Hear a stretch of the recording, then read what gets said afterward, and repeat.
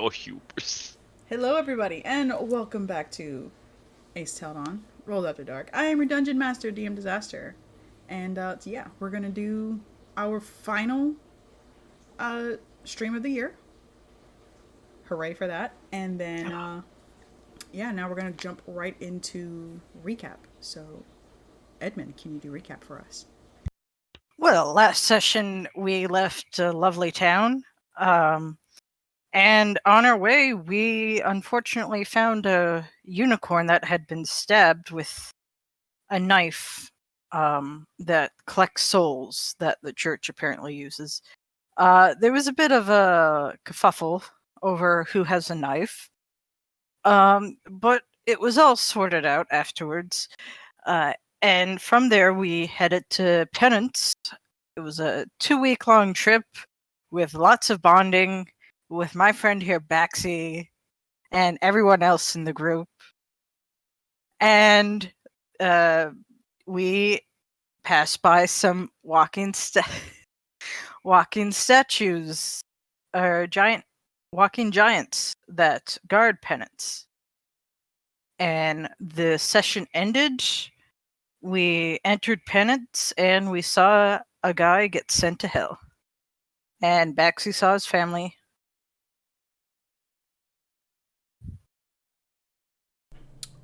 Yeah, so the giants, they're not giants, they are walking towers Oh, okay. that patrol the area. But yeah, everything else was good. So, starting you all off in Penance, you have all just witnessed the very, very openly chaotic display of devotion. You see Soren make his way back inside the church. Kothar is standing outside. He is watching as the crowd continues to wail. A lot of them reaching out for him as if to touch him, to be blessed by his presence.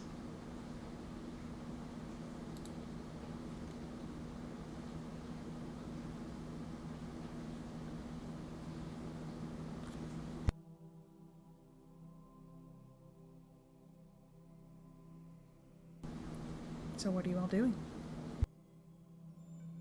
I think if anyone is near Baxi at all, you would see him slightly trembling.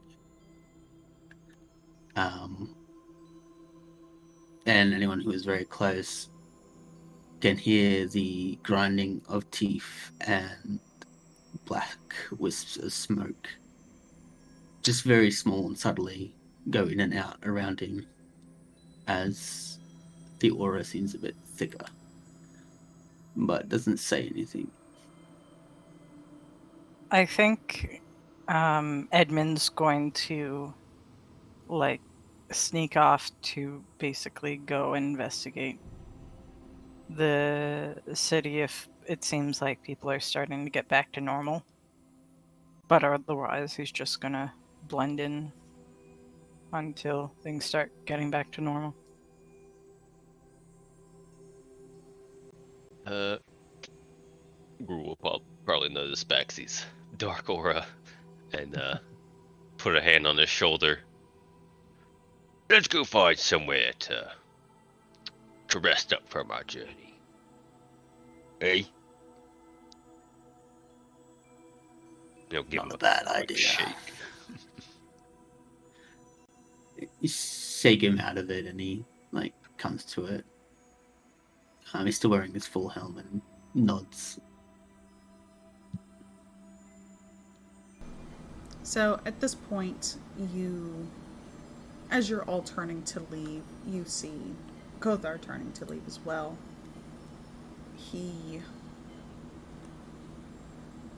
Baxi, obviously, you knowing who Demetria is, knowing who Kothar is. You see the way he turns to look at her. Again, she's very silent, her head bowed slightly. He grabs her by the arm and just kind of turns and shoves her into the church. You see, she stumbles, but manages to keep herself on her feet, straightens herself up, and just very regally makes her way inside. You see, he turns to the three children that are standing outside. He gestures for them to head in.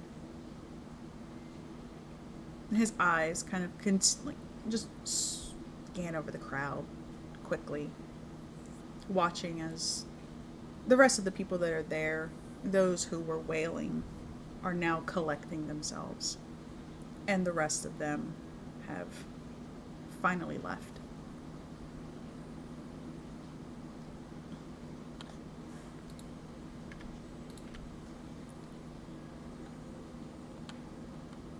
Edmund and Baxi, the two of you would know that the Reliable Rest is the only tavern here in Penance. There are 4 of them owned by the same person in different regions of Penance, considering how large it is. So whoever's going to be heading to the tavern, you would make your way towards the tavern. You see that the people there are quiet. There's a couple people chatting, having conversations, but for the most part, it's not really lively as you would expect a typical tavern to be.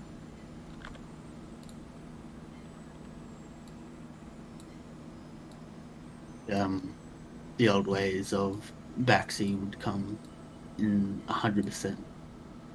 He struts with arrogance, making sure people move out of his way with his Inquisitor in training armor, scaring at every creature, making sure that they have a collar on and no one's misbehaving in a way. And kinda not paying attention to those around him of his party, but do lead them towards the inn.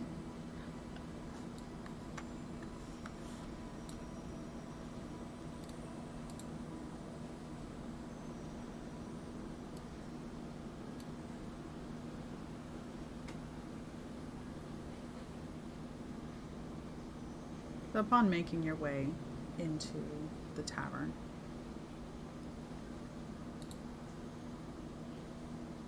the people, they acknowledge your presence. You see a couple of them actually moving out of their seats, going further back. Any of the lessers that are accompanying them kind of tugged along.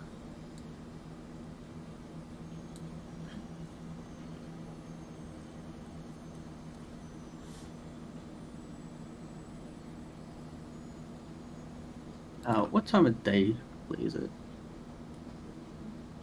Around early afternoon.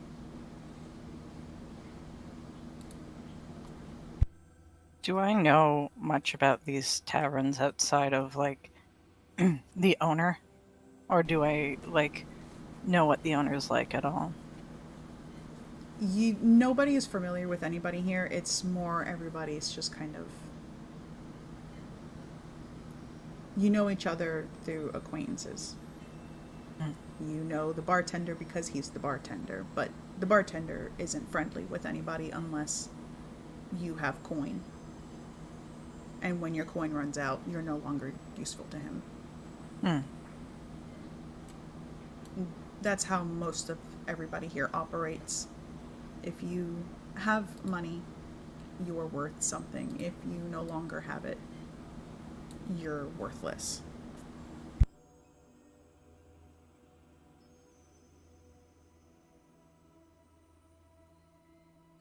Edmund will.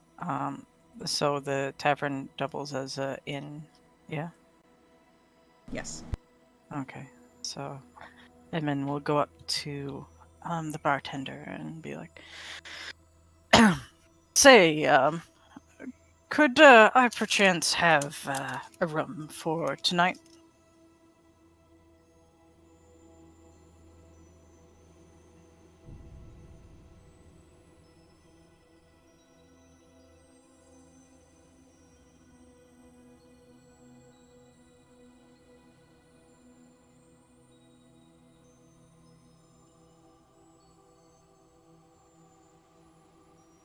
Does the bartender respond? Yes. I suppose so. Do you need a single, a double? Single is fine. Alright, so you need a single. Would you like your own room, or would you like to stay in the common rooms? My own would be preferable. Understood. A single room is going to be 15 gold. Oof. Do I know if that's like the regular rate or it's just... Oh, you know this is definitely the regular rate.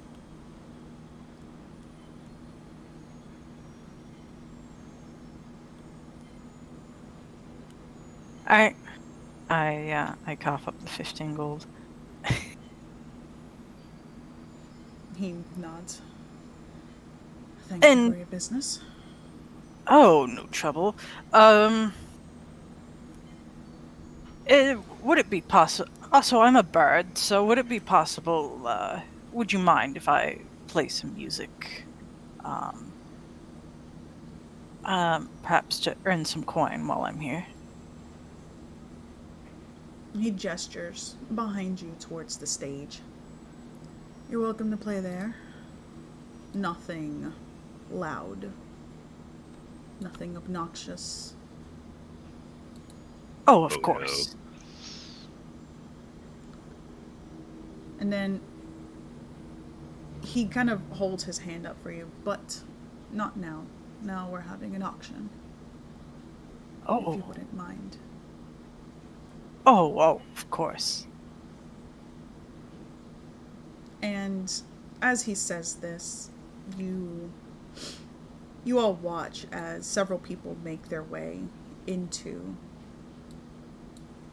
the tavern. They're pulling along lessers with them. You can see tabaxis, orcs. A lot of orcs. You do see other creatures, like even elves, despite the fact that there are elves sitting around you collarless. There's a couple tieflings. And you even see a goblin amongst them.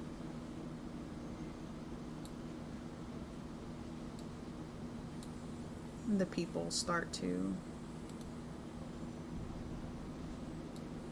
kind of show off their creatures. And kind of one by one,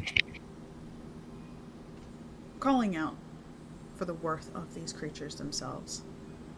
You see, this one's strong, this one potentially good for breeding. We've raised this one up since it was a tiny thing. Very obedient. One by one you see them continue to do this, and they finally get to the goblin. Don't know much about this one. Found him inside of a temple. Must have been trying to steal something, you know, as goblins do.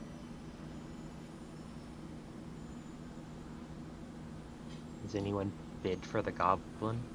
Nobody's bidding. You see them bidding for the larger creatures, the ones that are actually of worth. And we don't have any humans with us, correct? But we do have Baxi. You do have Edmund, and you have Baxi. Okay. What's this? What's a starting bid, by the way? For which one? The goblin. The goblin. You can take him off of my hands for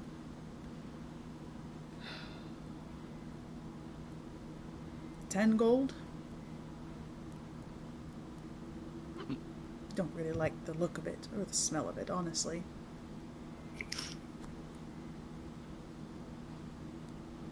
Rule's kind of just silently seething, staring up at the stage.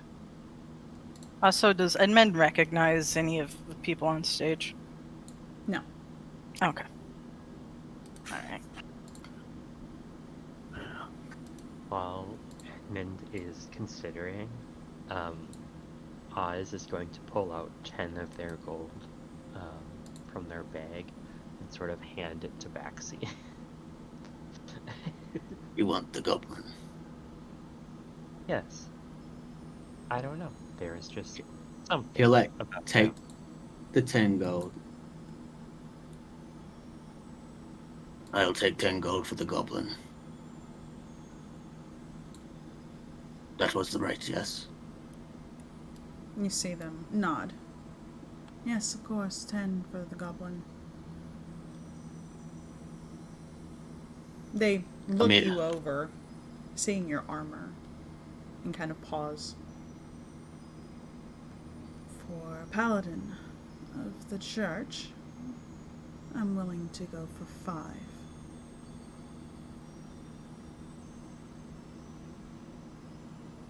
Osmala appreciates this. Hands him 5. As you see a very large figure in a full black set of armor just stare equally to you and says, "Get down, thief, and join the table."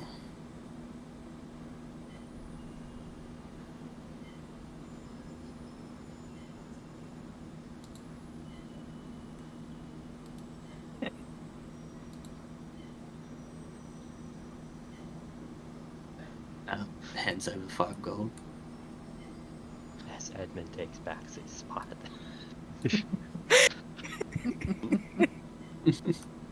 Looking over the orcs, does Gruul recognize any of them or any clan markings on them? They don't appear familiar to you, but you do see that. I need to zoom in. This one here. She does have the markings of a neighboring tribe. You know that her tribe had been affected by that shadow plague. Most of them fled. Those who couldn't, they stayed and died.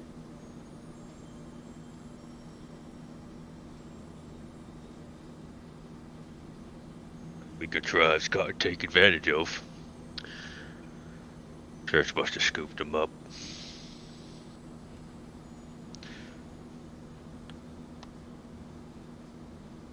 How many?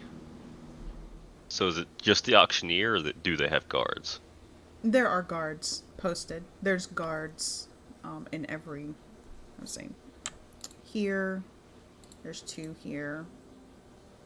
1 there. So you have 4 in the front. And then there's kind of just sitting around guards over there as well.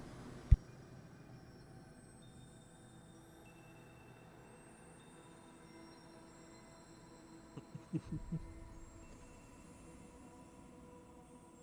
afraid I don't speak goblin.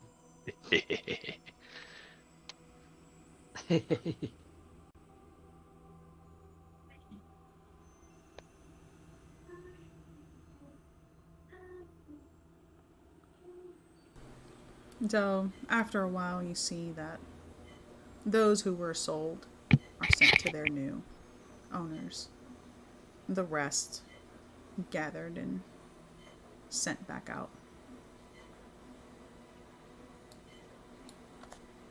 Can I get my imp while he's invisible to follow where they take the people on auction? You would I know think that they as take a them down to the prison. Oh, okay. I think as a sign of like to show face, as Edmund stole the seat of Baxi, Baxi's gonna like forcibly move Edmund out of the seat. Pick him up and move him. Just Yeah. nope. Like drag him out and forcibly take the seat back.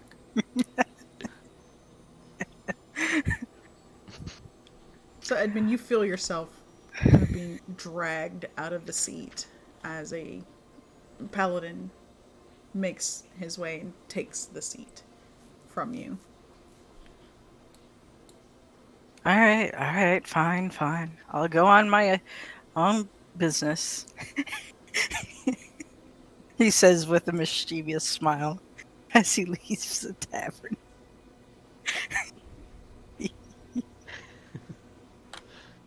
Anyway, Imagine telling the bartender that you're going to play and then walk out the establishment.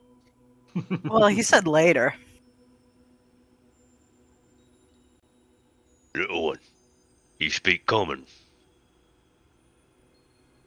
Yes. Good.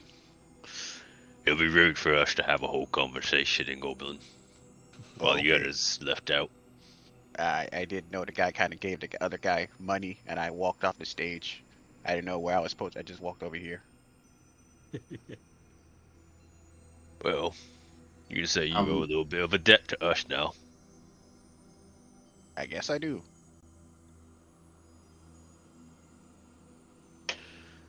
You'd see. Does he have a collar on? He does not have a collar on. That is your job as his owner. Yeah, I'll start getting the collar that we use for Girl and Teddy. I'll get Teddy's one. And That looks, and in very like whispery growl as such, just play the part. all right. And snaps the collar around his neck. Kind of chafing a little bit. You loosen it a little bit. Uh, already full of complaints. I'll ask later. You seem kind of prickly right now. Mm. I'm whispering, by the way. As a note, Gruel's wearing just a full mask and cloak, so it's despite him being massive, you can't really tell he's an orc. Mm. I'm kind of glad that the bot has left. I wanted to talk to all of you. Are we killing him or not? I'm this close. Me? After he took my seat, I was going to crush his head in. How dare you? How dare you disrespect me in front of all these patrons? I just probably at this point, after all the orc slaves and all of them have been escorted away, Gruel's hands releases and it's just a fork that's been crumpled.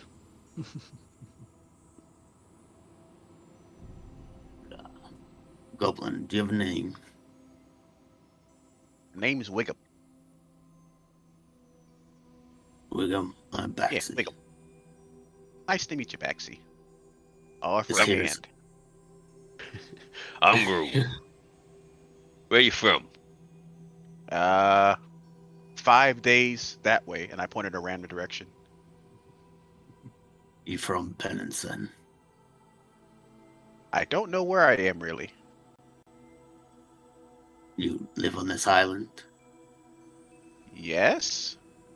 You kind That of put sounded me in like a a bag for a question. good 5 days, so I don't really know where I am.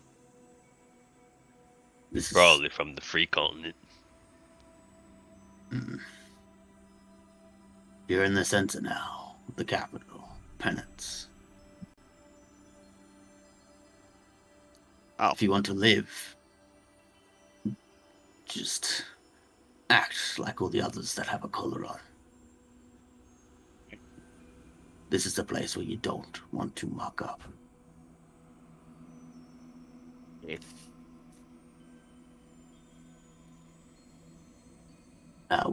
This is Oz. We paid for your release. Oh, And thanks. this is our friend Teddy.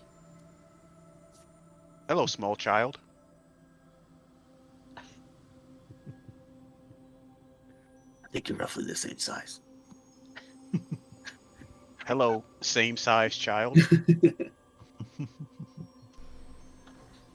And you see the individual across from you in armor. Hi, I'm Teddy. It's Hey, Teddy. pretty bad what happened to you there. How long have you been a It slave? happens. 5 days? Yeah, 5 days. That that's not bad, right, guys? I'll Uh, do it. and I've again, he been gave, captured for more than 5 days. and you were just in the back, right? So it's not that bad. I believe any amount of days is bad. That's fair. Wiggum, Yes. if we're gonna have you with us for the time in penance, we will get Uh-huh. you out if we can. I only want one thing from you, and I'm sure the rest could agree. Okay. I want you to tell the truth. All right. No lies. Okay. You seem pretty easygoing, and I like Yeah, that. yeah.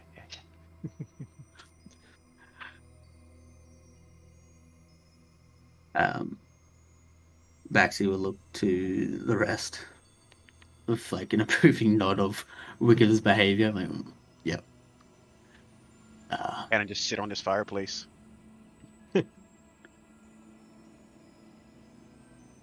I want to have a discussion with you without the bard, and I think we all need to have a talk. How many of you are aware of the history of penance and the hierarchy? I'll be honest, I live kind of a sheltered life. So other than maybe the 5 mile radius that I grew up in, I don't really know about much.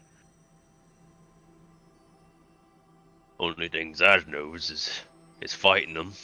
Don't know much about the city itself, other than I'm probably the first orc from my tribe to ever make it this far.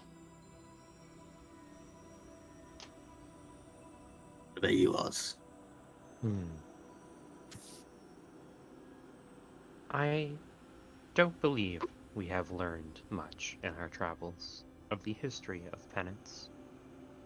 Besides this book, and Oz will pull out that book that they that they took from the guy that they cut the ears off before sending him to hell. 150 miles to safety. Yeah. They'll take out that book. We have read this book. That is it. Well, can I have a look around to see if anyone's like listening into this conversation? Yeah, roll perception.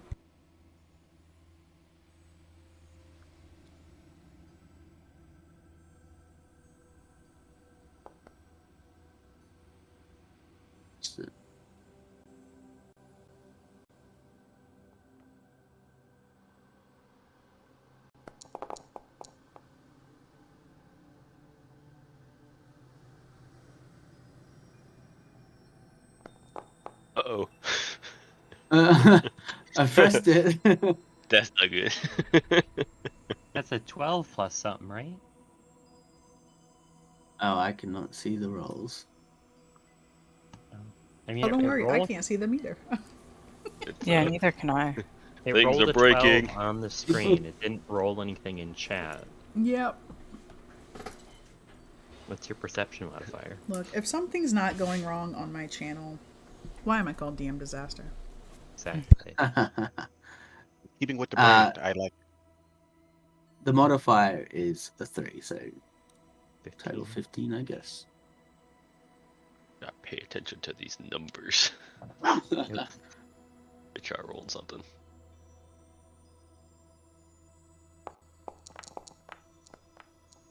Just me Mine's then. working. Oof.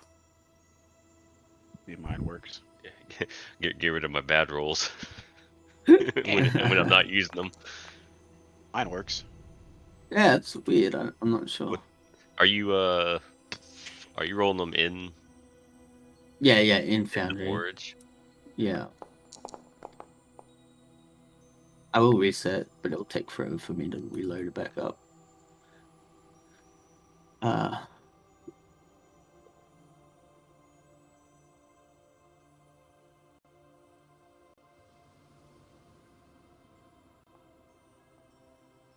See if the dice tray will do it for me. There you go. Oh, okay. See, that doesn't come up for me. Oh, It just came up there, but It might be just my internet. couldn't for anybody at that point. Alright, so that's, you got a 13, and that's a plus 3, 16.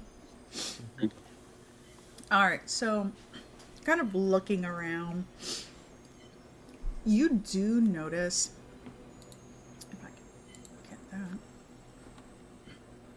the people at this table seem to kind of be acknowledging you, acknowledging your party, just kind of a little too closely. Once you purchase the goblin, their attention really does seem to be on you. That pale one's got a monkey.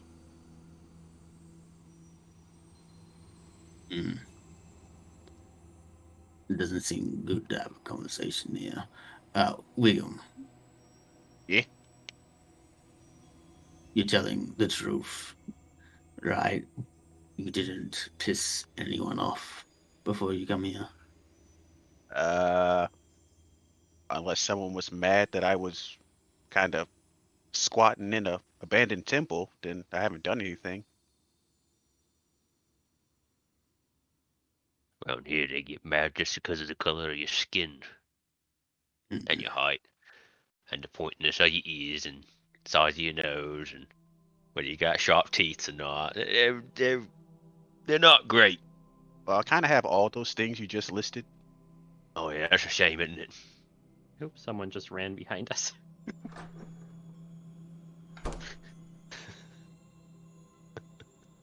Quick, follow them.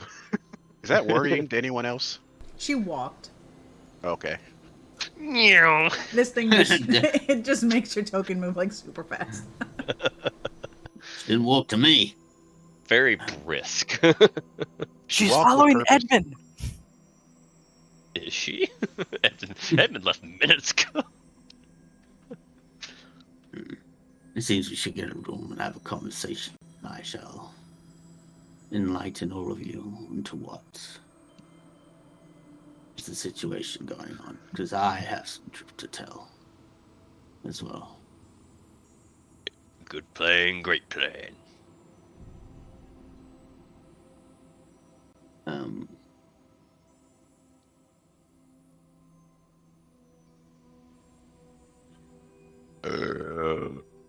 Are we following Catman, or did he just walk away ominously? Yeah, I give him it. He said he's probably heading to get a room. Oh, okay. Who just knock his hand or his gauntlet on the table and look over towards the bartender. And he looks at you, nods his head. May I Need a help you? room. Need a room to fit 5 of us in. I don't have any rooms to fit 5, but we do have a double. Oh. I'll take 2 doubles. The little one can sleep on the floor. And he nods. That'll be... You see as he's speaking, he's looking at your armor.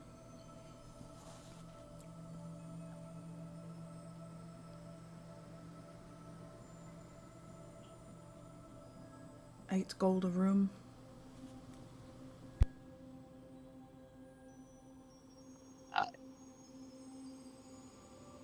He'll put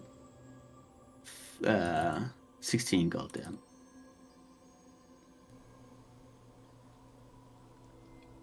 Nods and takes it. You see he hands you 2 keys. Just takes the Alright. key. They're upstairs on the 4th floor. He'll Keep just grunt. your thing out of the 3rd if you wouldn't mind.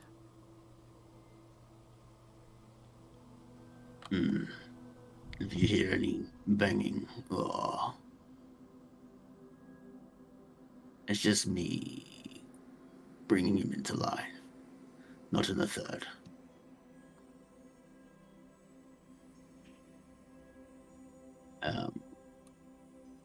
He'll come back. I got 2 rooms. Wiggum, you're with me. We're not going to the 3rd one. Okay.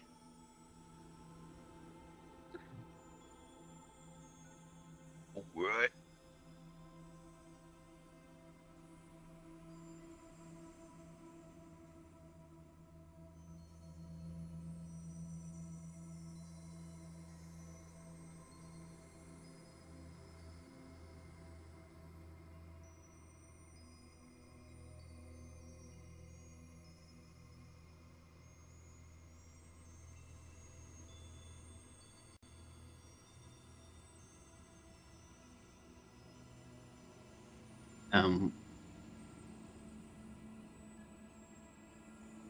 Why do they always make these places so damn cramped? I think you're just big. That's fair. Well, they should think that- accommodate for the larger folk. I can't seem to open the door, so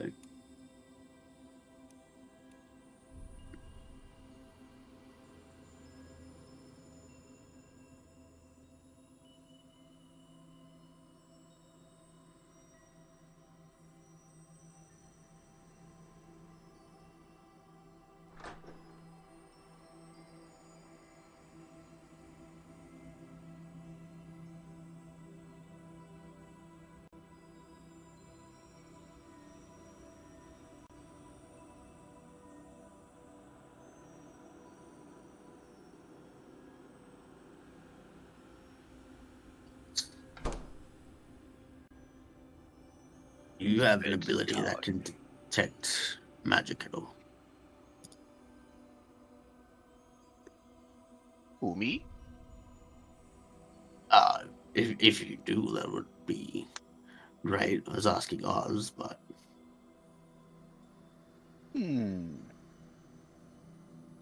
I do.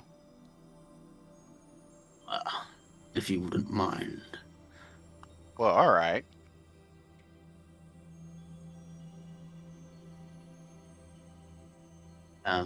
Essentially, I want them to detect magic to see if we're being scryed on. As soon as you cast that, you can immediately sense it.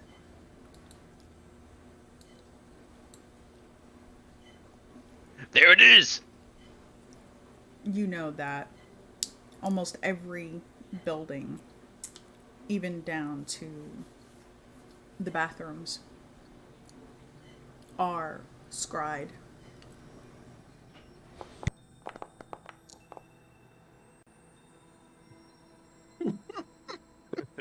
Attacking the.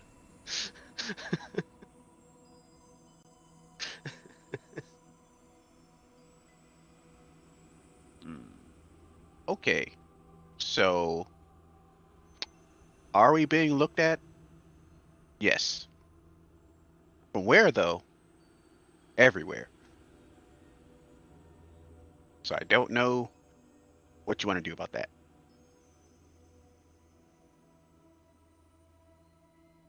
See, like,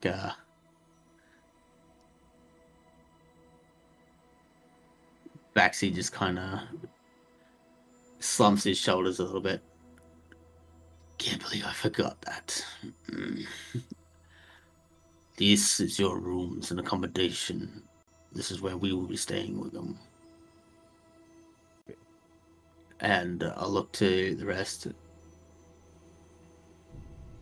We should go for a walk and show our new creature around on how to behave properly.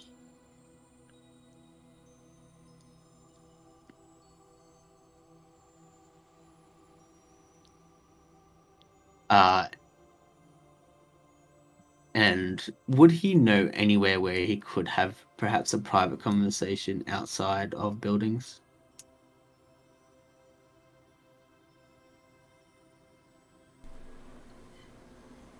Away from the scrying eye of penance, I guess, or Asmala.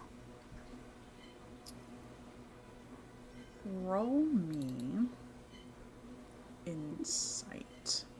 History. Roll me history. See if it works.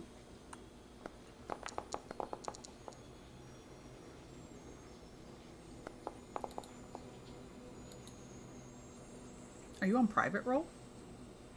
No, public girl. It's just not even rolling for me. I think I might have to change browser. But it'll take me 10 minutes. If you want to roll from my sheet, and then I'll swap over. History. Ba-bow. Oh God. Well done. Are you sure you know anything about this? Barely not.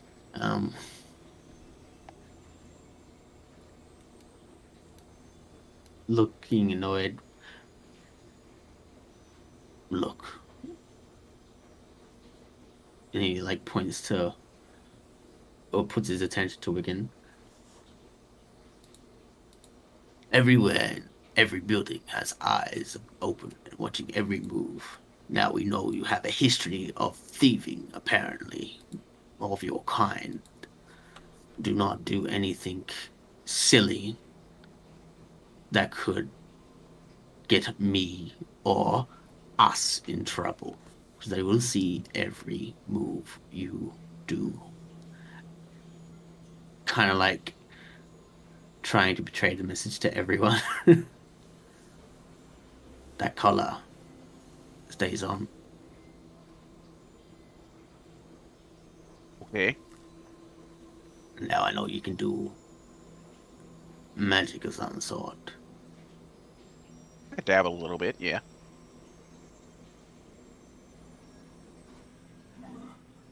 Just keep everything in check. If you want to do something, ask permission first. Okay.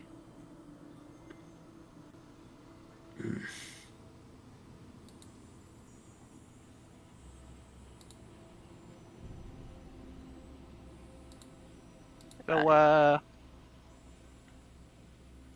what's the plan, guys? Kind of just do something here, or we're leaving soon, or you want your money back? We really ought to do some work at the very least. Get settled in the town.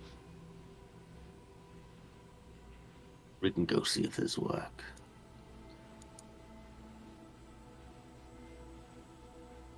I'll What do you hand the guys key. do?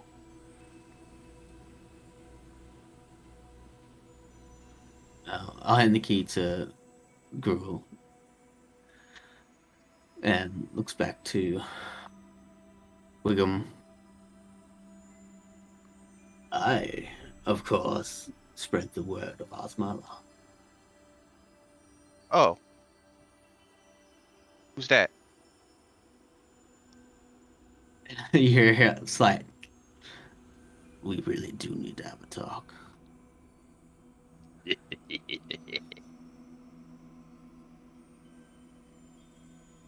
Asmala is the prophet. They believe perfection through purity, and purity through purging.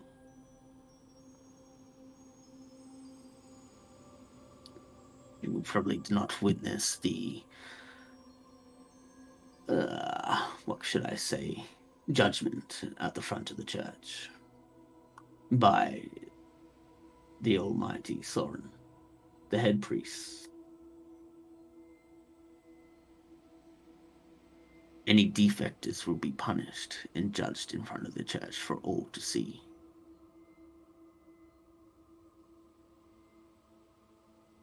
And when you see the head priest, you best bow, for it is a blessing to be.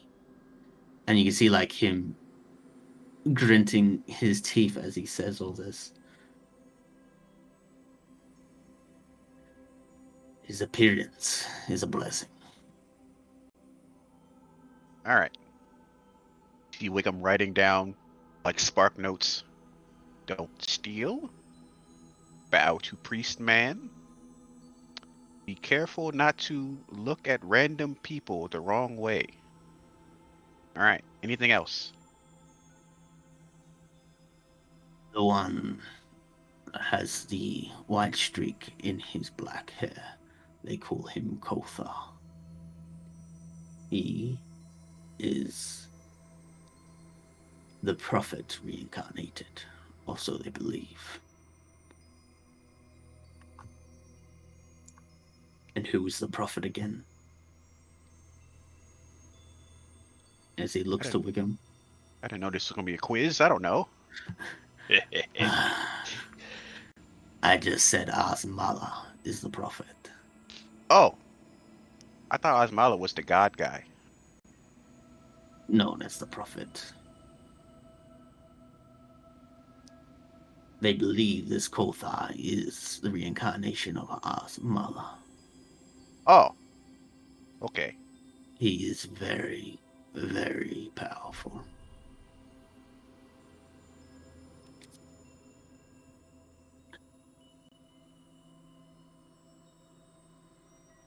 But that is just a brief history of this church. That's why I'm saying ask questions before you think to do anything. Okay.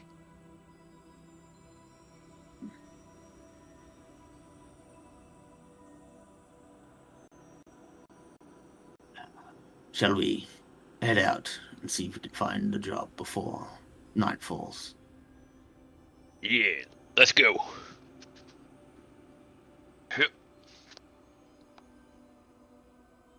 Door.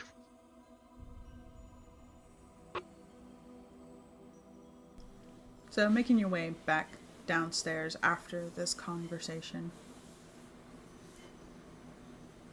Now that you're all aware that the room had scrying, you kind of all sense it now, as if there's eyes on you. You're not sure where, but you can feel them everywhere. Then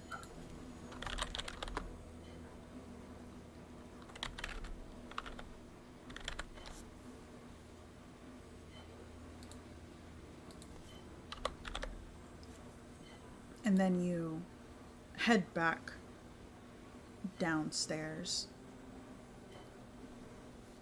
When you make your way there, kind of exiting the stairwell, you can see a job board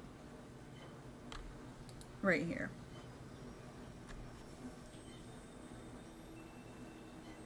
Most people aren't even acknowledging what is posted up there. You see a man walk up, and he kind of angrily pins something up there and then stomps his way back out.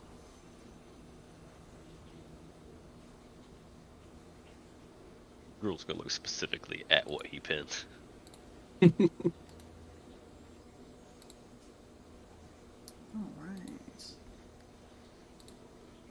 You all should be able to see this. I just reset my browser, so I'll be blind. Alright. Can you all see the job board? Yeah. All right. Mm-hmm. Yep. So the job that someone has just posted was help needed.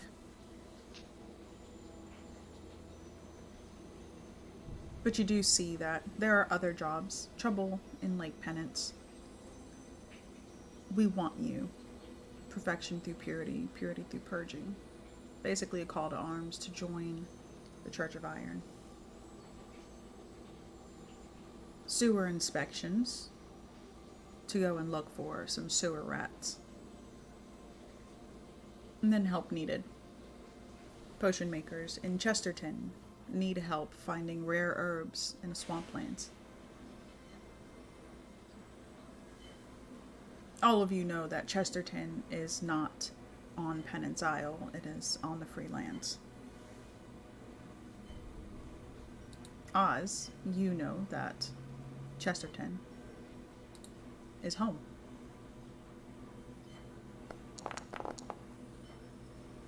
There we go.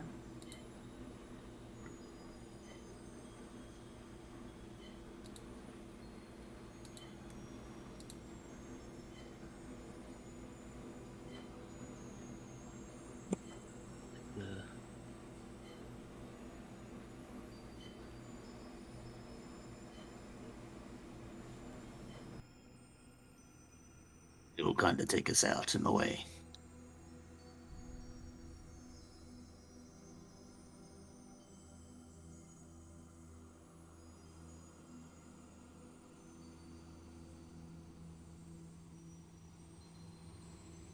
For them to be posting help wanted all the way out here. Probably why that fellow was so angry he had to walk all the way back.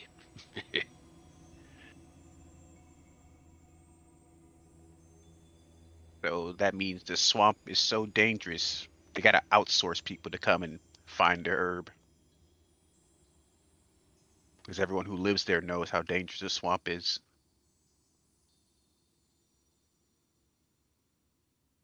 That one sounds fun. But also, this sewer inspection. That seems like a useful type job. I'm real curious about just how the fish is just gone from a lake. How do you steal a lake full of fish? Overfishing, Eh, a big net. Poisoning crops. or an even bigger fish? Mm. Would you mind posting the jobs up again? Yep, they're also in the loot channel. Let me get. Ah, that's right. I'll throw it in there. Thank you. Yeah. Or so what's your thoughts? We ought to take one of these at least.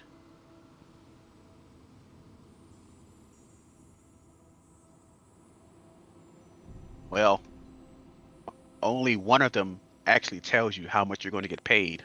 The other ones are kind of just more information go there. Yeah. I don't believe we are already in the service of the good Asmala. I believe the sewer inspection would be handy. Do we still feel like the being watched outside at all? Outside or in the on the bottom floor?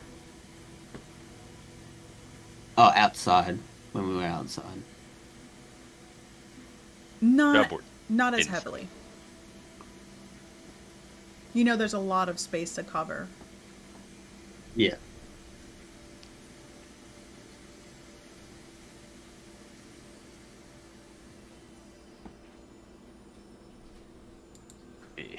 Also, the sewer one takes place right here in the city, so we wouldn't have to go far for that.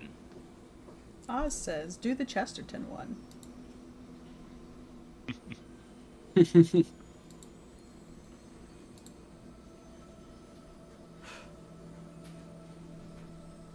I am with Oz because he paid for my bail. But looking at Yeah. that, you also see that on that board, there's another one that doesn't really seem to have writing. It seems to have some very vague, faint etchings on it.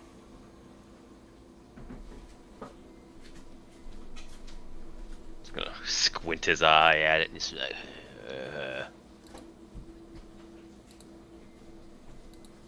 Is Dalen like the old person we had in our group? Is Dalen there? No, Dalen is not there. Oh, there's Dalen on the on the help needed. For more information, speak to Dalen swiftly at Nair. Like, is this like a covert message? that's Transmit Dalen. This is Yeah, Dalen. my bad. It's like sneaky, right? Okay. Can I make out what the etchings are on the one? Yeah. Are you going to be taking it off of the board, or are you just looking at it on the board? I'm gonna take it off. He's gonna try and read it as best he can. All right, roll me perception, please. Oh boy! I'm gonna give you guidance. Oh boy! Wiggums doesn't know. You said perception. Yes, of course. Of course. So it's a 28. 28. I swear. Yeah, so looking at it, you're kind of trying to perceive it, and just looking at the paper itself, it's very difficult to make out what the paper is saying. But as you're doing this, you kind of turn towards light, and you see that the light is shining behind it. The heating up the back of the paper, and then the text begins to appear. And I'm gonna put that in the chat. And just so everybody else can read it too. Oh yeah. Oh, good. Ah. It's gibberish. But, Gruel, you also made out a very odd symbol. Looks like a diamond with a circle inside of it. It also appears to be very faint, almost as if it's hidden on purpose. The Thieves Guild. I don't fucking know. Any of you lot recognize this? Or can even read this? Yeah, hold it up to the light. I Show it to cannot. everybody. Maybe. Do any of us recognize the symbol at all?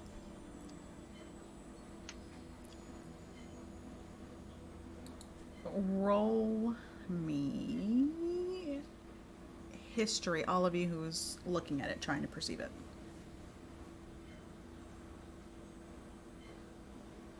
Three.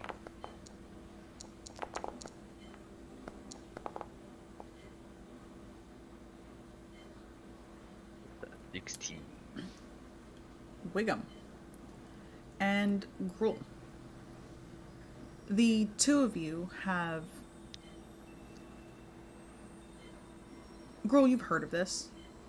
You heard of this eye symbol carved in places for people trying to keep their business secret. Wiggum, in your vast knowledge with exploring, you've run across this symbol several times. You know this is a very common symbol used for a thieves guild. Fucking do it.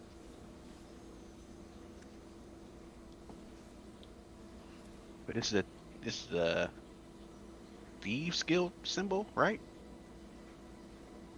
So kind of shifty. Anyone speak Thieves' Cant? These can't what? These can't speak, so they speak the other language. Oh. No. We'd have to talk to the most shittiest person I know. And they seem to be off frolicking.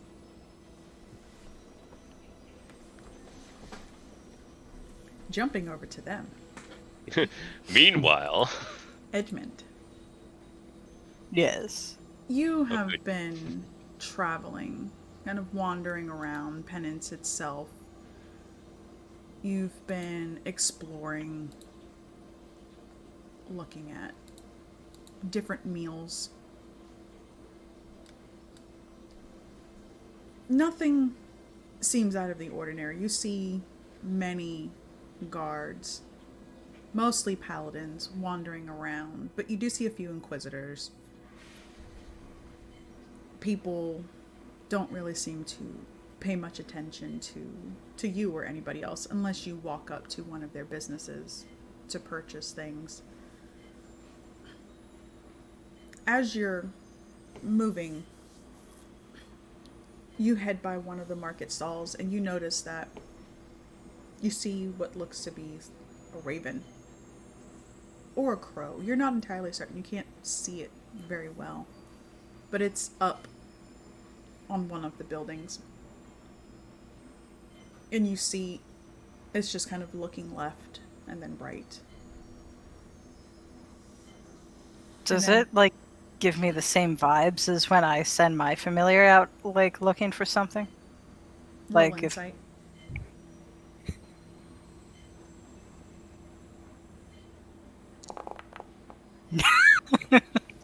No, it just looks like a regular bird to you.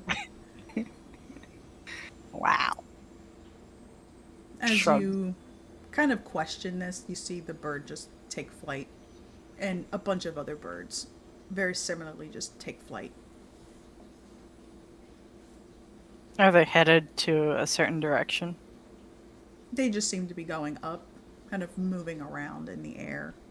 You see them land on another building. I guess, like, I'll follow to... Because, like, a bunch of birds acting funny is interesting. So Edmund will just follow. To you, it doesn't appear as if the birds are acting weird. Okay. What building do they land on? Just one of the random houses nearby to the market.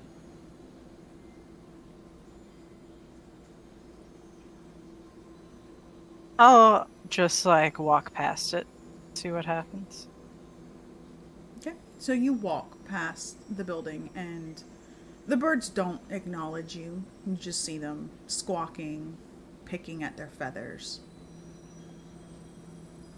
You see one of the doors open and a woman walks out. And looking at her, you can tell that she's one of the women that you saw at the church. She kind of pauses and looks at you. She appears very young. Excuse me, sorry. Oh, no, it's my fault for being in the way, and Edmund will, like, step aside. She gives you a little nod. You hear from inside. Catherine, make sure that your mother takes this 3 times a day. Yes, sir. Thank you. And she kind of gives you that tight-lipped, awkward little smile and closes the door and starts to make her way off. Is your mother sick by any chance? What ails her? A common cold. Nothing to worry about. Oh, well, they say laughter is the best medicine. Perhaps I may aid in your mother's recovery. And you see that same kind of smile again. Perhaps. Though I don't know if Father will be willing Though Father is... he's preoccupied with the church. It might do her some good. Yes, you're right. Please, come with me. And she escorts you out towards the kind of the main square. You can see that there's a lot of houses here. A lot of them seem to be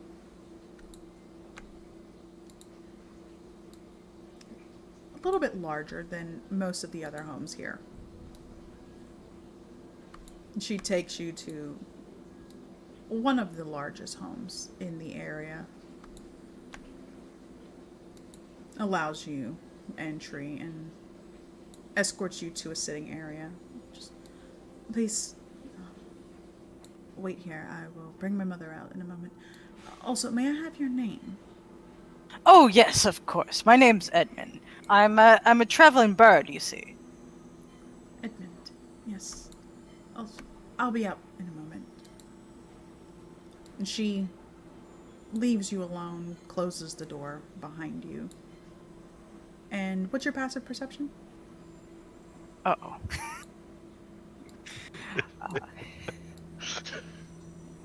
This was a bad idea. All fun and games until somebody 14. gets shanked. 14? Yeah. You hear the door lock. Oh. Oh no. So she locked me in here? Yes. Okay. Is there any windows? And how high up are we?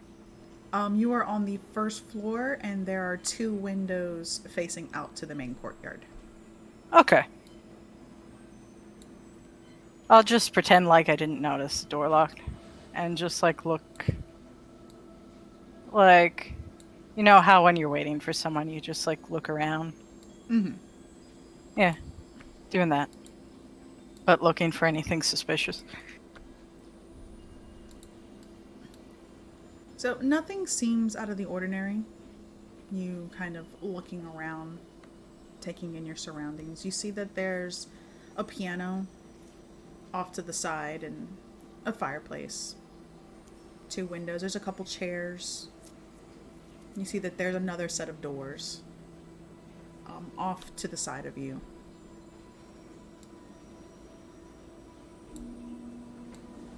I'm also gonna, while I'm looking around, I'm gonna, plan my escape in the event things go sour. Mm-hmm. Oh yeah, so after a while, give or take about 10 minutes, you hear the door unlock again, and it's a very, very soft sound, as if she were trying to hide the fact that she just locked you in here. She opens the door,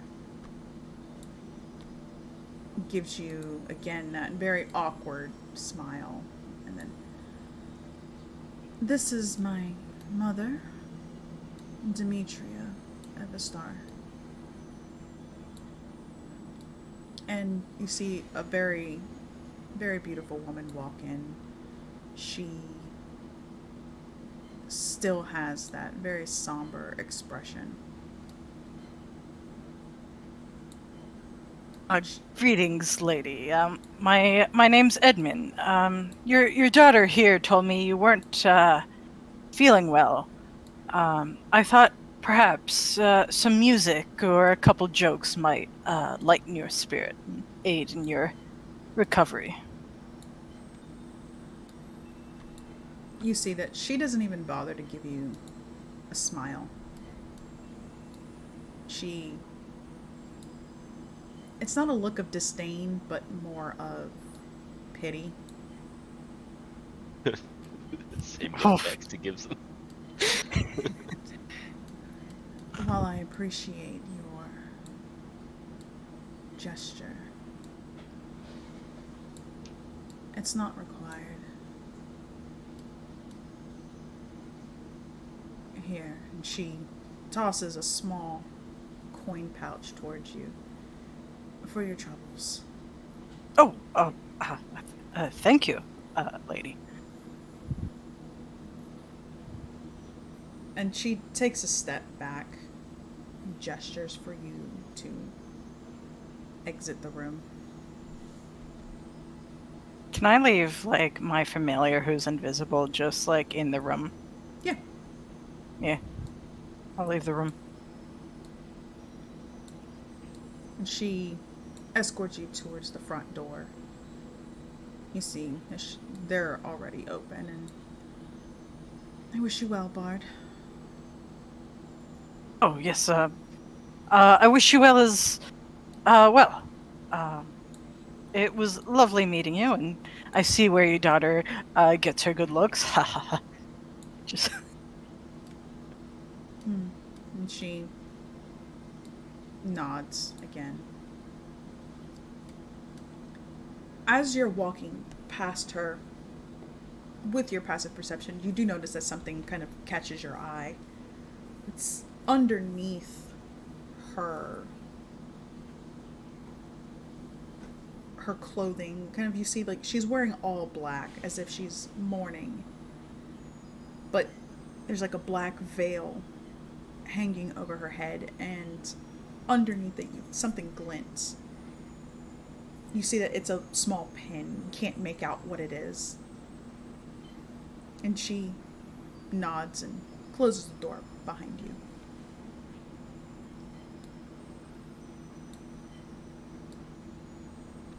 Alright, I head off and I'll head over to the tavern, not having any luck with finding information, and I'm telling my imp telepathically to keep an ear out and an eye out and tell me what's up in the house, but don't get caught. Alright, so it's around this point in time that you actually make your way as you see the others looking over at the job board. Gruel pulling a piece of paper off of it, kind of examining it. Also, what was in the coin purse? Like, he just, like, looks into it as he's further away. Oh, you see that there's 2 platinum pieces in there. Sweet money.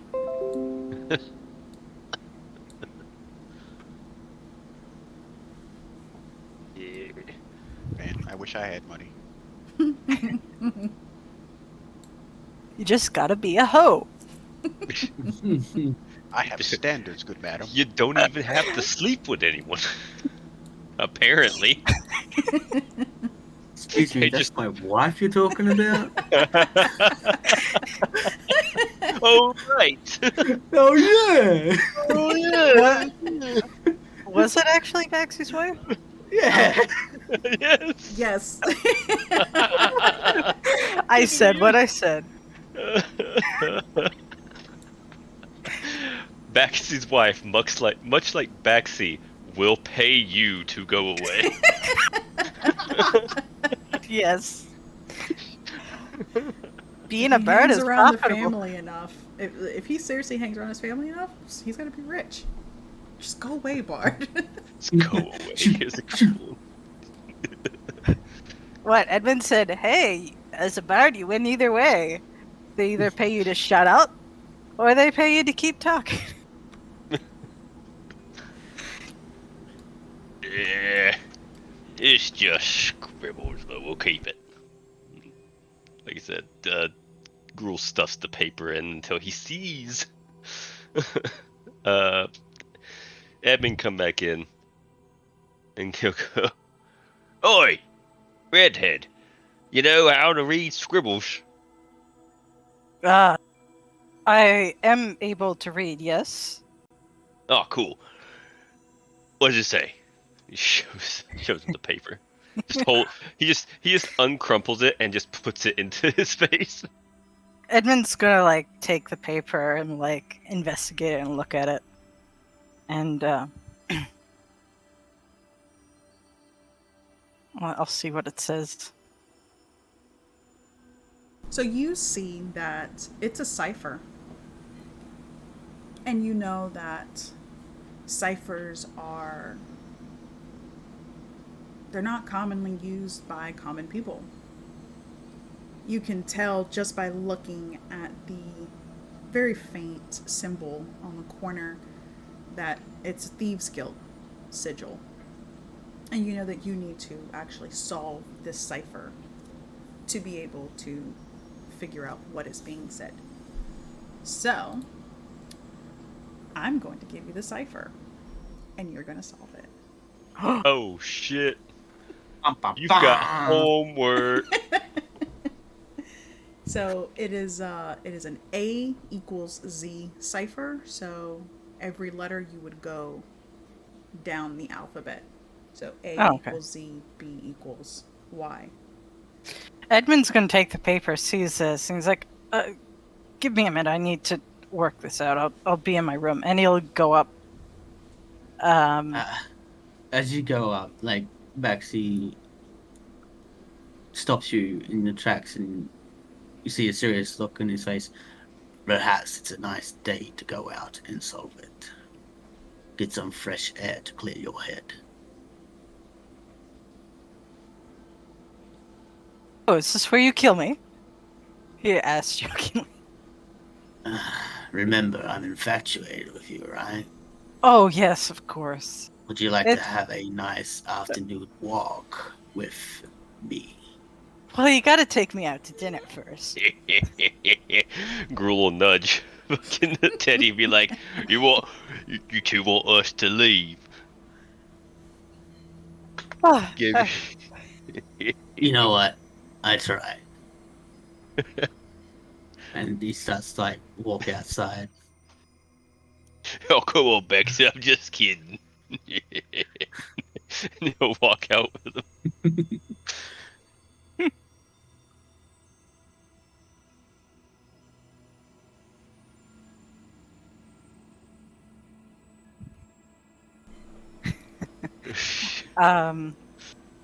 So yeah, I guess Edmund will follow while looking at the paper.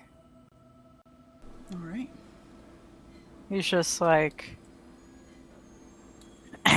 half paying attention to whatever they're doing. It's like, oh, it's been a while since I've seen one of these. Actually, will start walking them out to where it feels like there's less eyes on him, but he wants to kind of scout out an area. He wants to scout out where the cemetery is. Okay. Also, would Edmund know how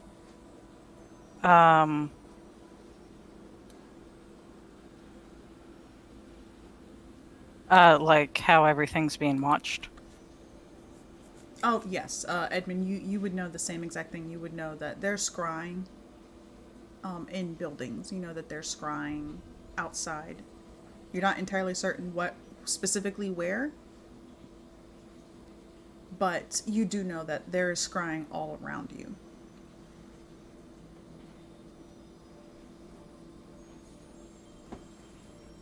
All right.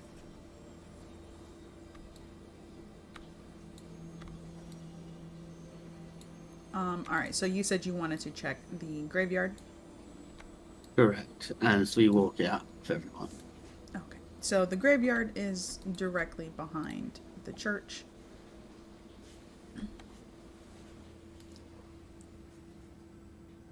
Kind of making your way over there, you can see that there are no headstones, but there is a very large kind of marble obelisk, if you will, and it has the names of any of the fallen paladins and clerics and inquisitors carved into it.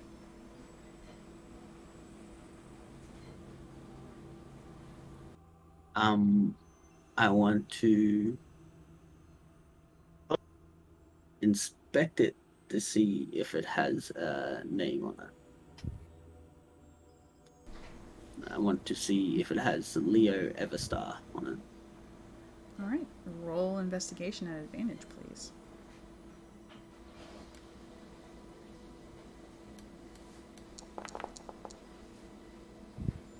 Bruh. Uh, Ain't smart. Investigator Baxy's on the case. Don't forget, you have luck points if you want to use those, if you have them. No, it's fine if he doesn't find the name. Alright. So you kind of look around trying to find this name. You find a name there that's been scratched out.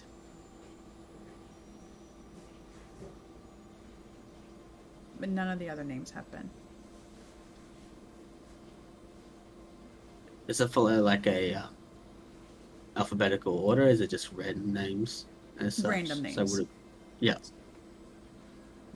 But it does have the year. Which you know would have been Leo's year. Yeah.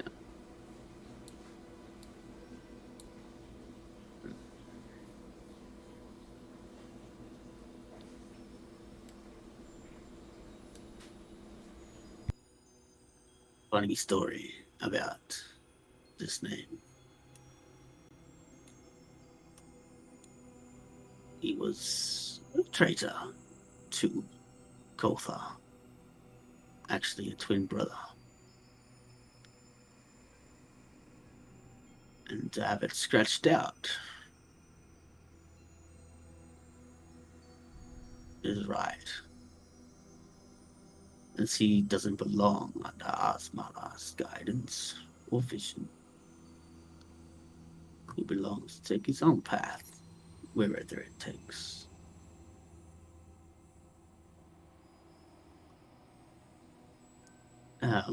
He just seems to be like monologuing to himself,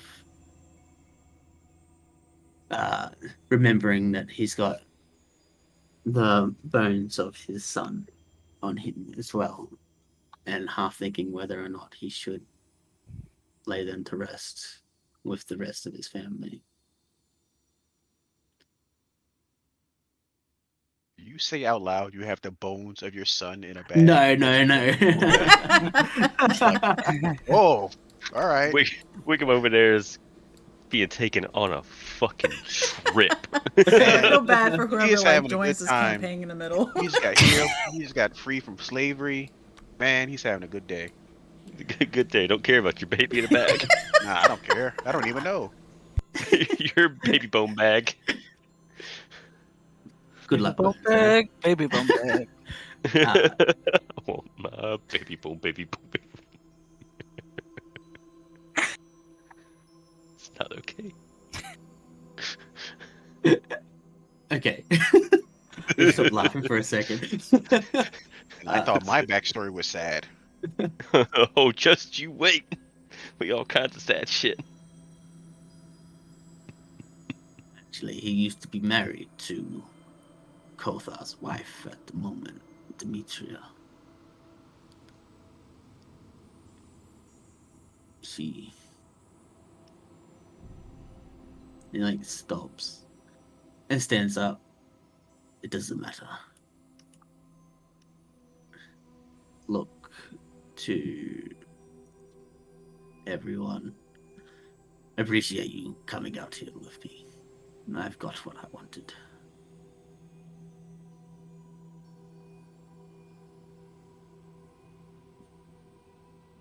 I'm at a loss on what we should do next. My mind is not clear.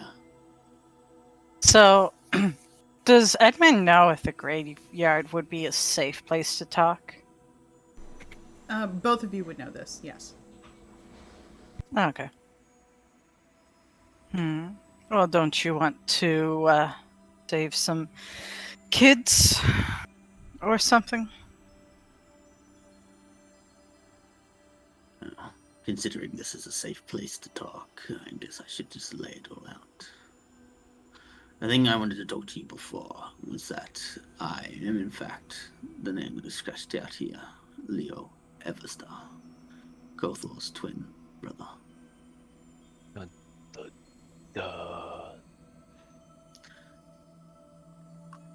I was human once, and then he turned me into this and tried to send me away to a very vile place. Through sheer luck or coincidence, but a item my wife gave me saved my life.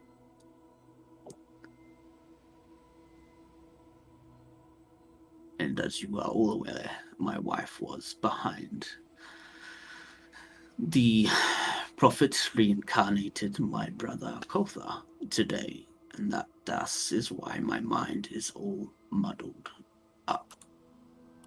Does Edmund realize at this point, after Baxi says this, who he was talking to? Roll insight.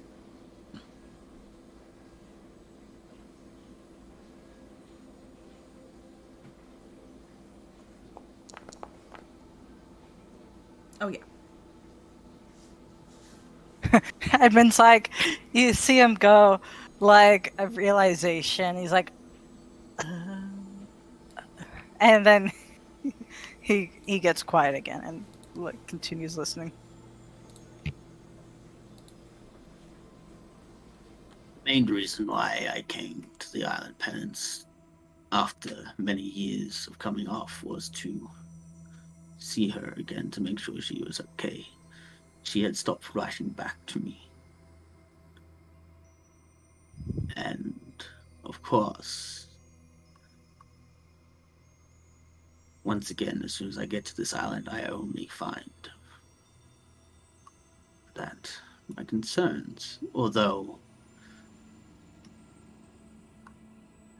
they're not as worse as I thought, they are terrible. For her to be married to such a vile, disgusting man seems like a worse fate than death. He killed my son and stuffed him down a well.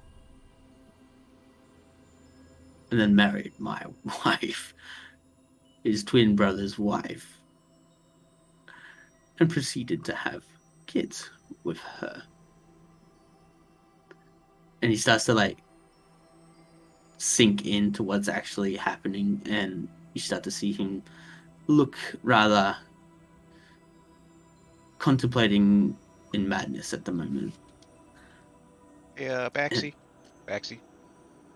You want a hug?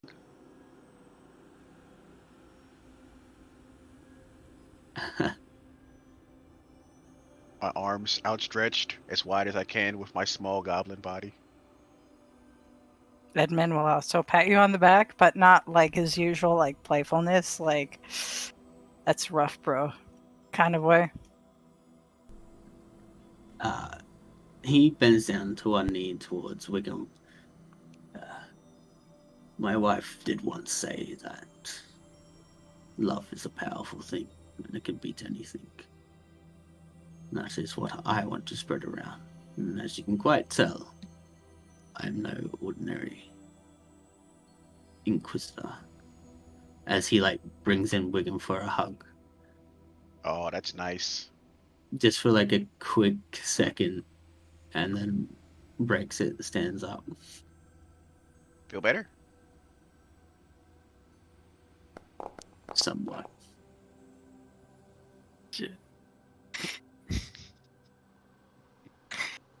Ah, You're doing great. So,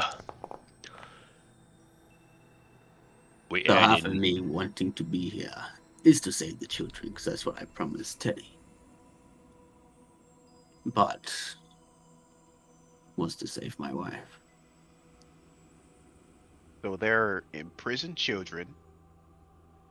Your wife got taken from you. Missing fish. Rats in a sewer. A herb in a random swamp. And mystery spooky thieves' cant message.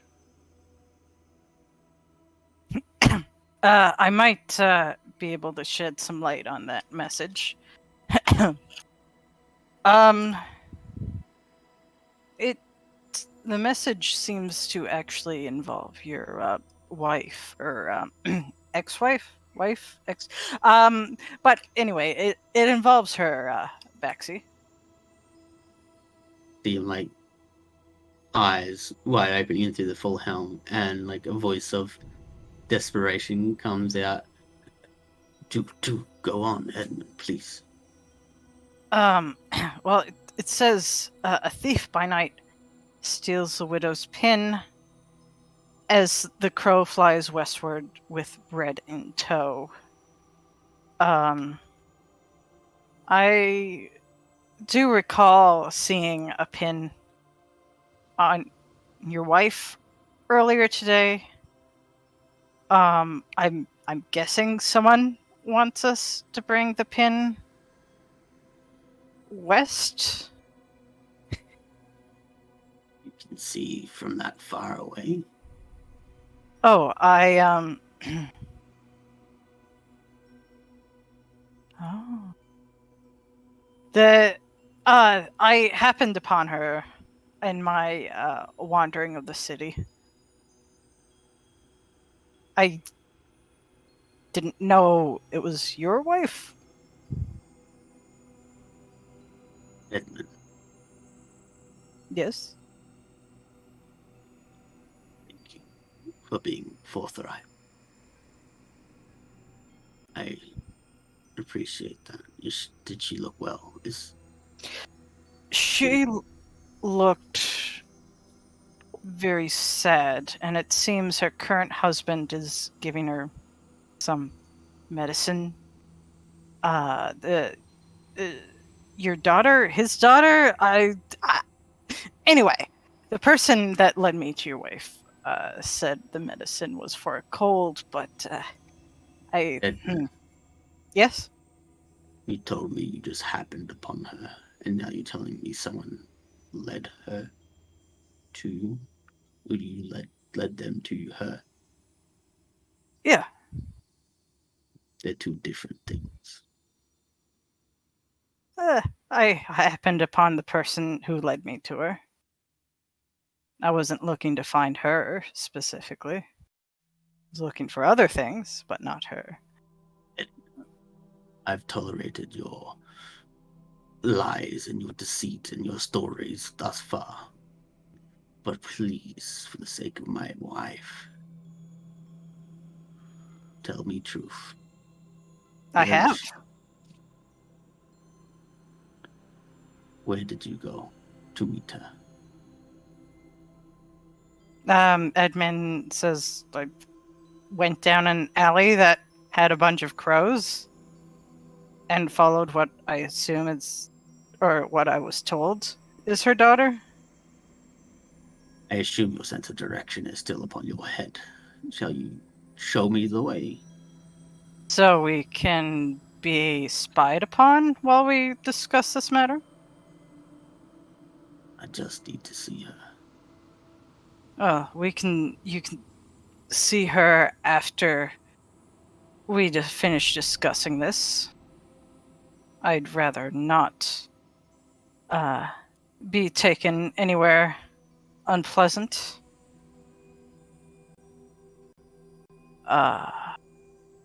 It's taking more my restraint not to take you down into one of these graves. Yeah, as Well- you say that, someplace unpleasant while we stand in the middle of a graveyard. Well, if you're going to threaten me, I guess I won't finish answering what the cipher says. And as he starts to walk off. Edmund, stop the folly and come back. I apologize. Edmund walks back. No. This note says we're supposed to want someone to steal the pin of your wife and head west in a straight line from the market to find the entrance.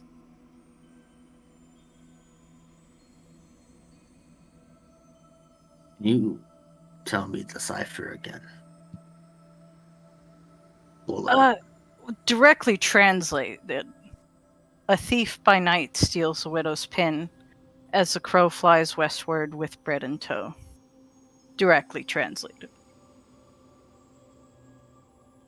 But with some knowledge of other things, you need to translate that further, and the true translation would be the one I just said of get the pin and head west in a straight line from the market to find the entrance, presumably to Thieves Guild. Tell me, Hmm. it is almost nightfall now. Are you able to steal this pin off Yeah. the widow? Was Yeah. she wearing She widow was, clothes? Does she still yes, mourn? she was in all black. But I would be a little if she doesn't actually have a cold, I would be a little concerned about whatever medicine she's being presumably forced to take 3 times a day. The history of penance has been well known to brainwash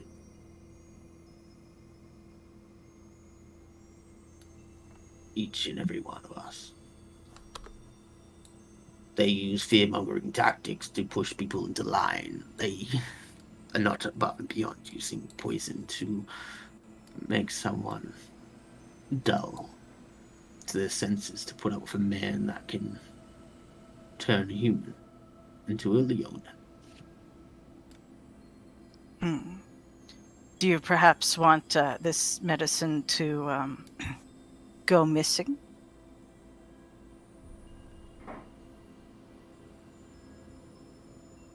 I don't know what the medicine's for. Maybe she does have an ailment that only sustains her life with it. I don't want to be responsible for that. Oh, I can kind of cure minor ailments.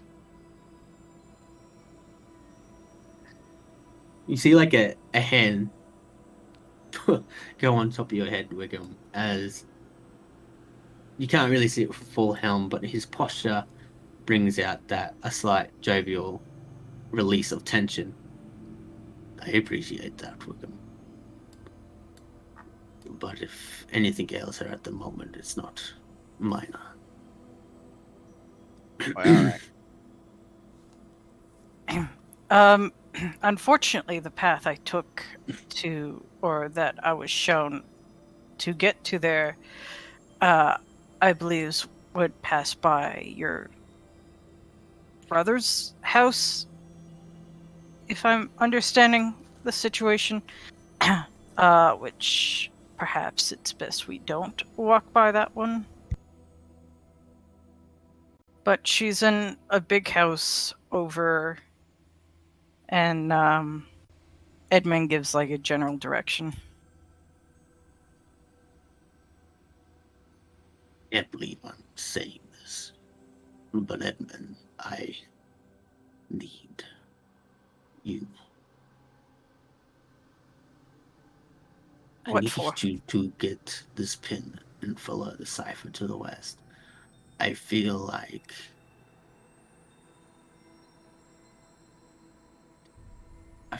if we follow this breadcrumb, so to say, it'll give me more information into what's happening with my wife.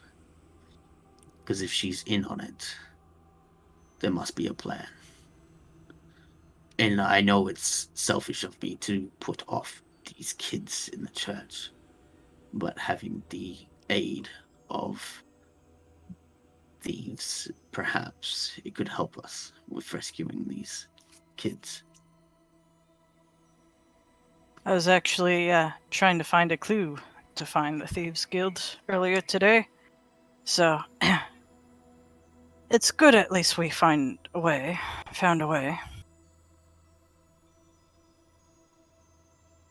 If you perhaps see my wife again to steal the pin, just let her know. Um, Leo's coming for you. Hmm. Or So, maybe not. She doesn't know about me. She doesn't know about what I am now. but do you want her to know?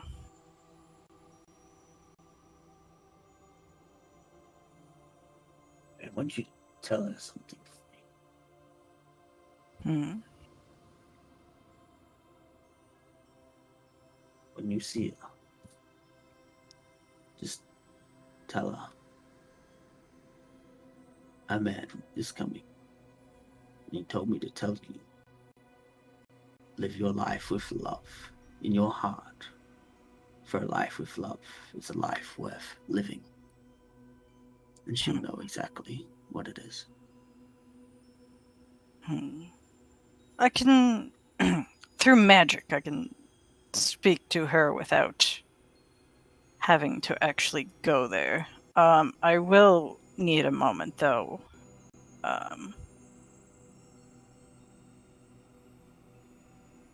And Edmund, he's going to like telepathically talk to his familiar and ask him, like, what's the news? What's been going on in the house? That sort of thing. As you ask your familiar, you hear, okay, boss, so,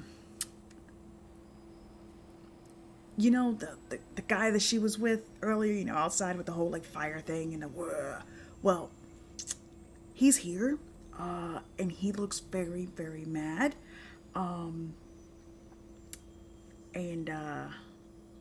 she might have a black eye or two. I don't know. You see, like, after Edmund said, like, give me a moment, he, like, probably closed his eyes and, like, briefly, and you just see his face, like, sudden surprise and, like, kind of like a brief, like, oh shit, flashes across his face. So, um, hmm. uh, actually, I'll also ask the imp, what did he get mad about? Like, what were they talking about? There was something about, I don't know, like he smelled something dirty. I don't know if it was you, maybe it's me. But he said that he found cat fur outside the church. Hint, hint. So Baxi, we might have a small problem. Enlighten me. Your brother may know you're here, or suspect it. And now you're gonna need to be calm, but he isn't too happy with your wife and seems to have hit her. Wickham takes 5 steps to the left, away from Baxi. There's 5 little steps. Don't mind me.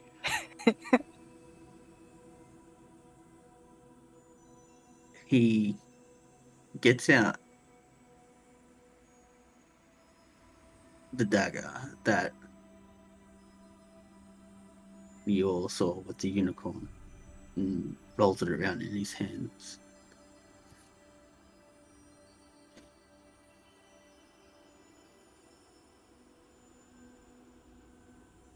It seems the thing that she wanted to do, as he starts to walk back to where everyone's names were written down, just talking, gesturing for you to follow, Edmund.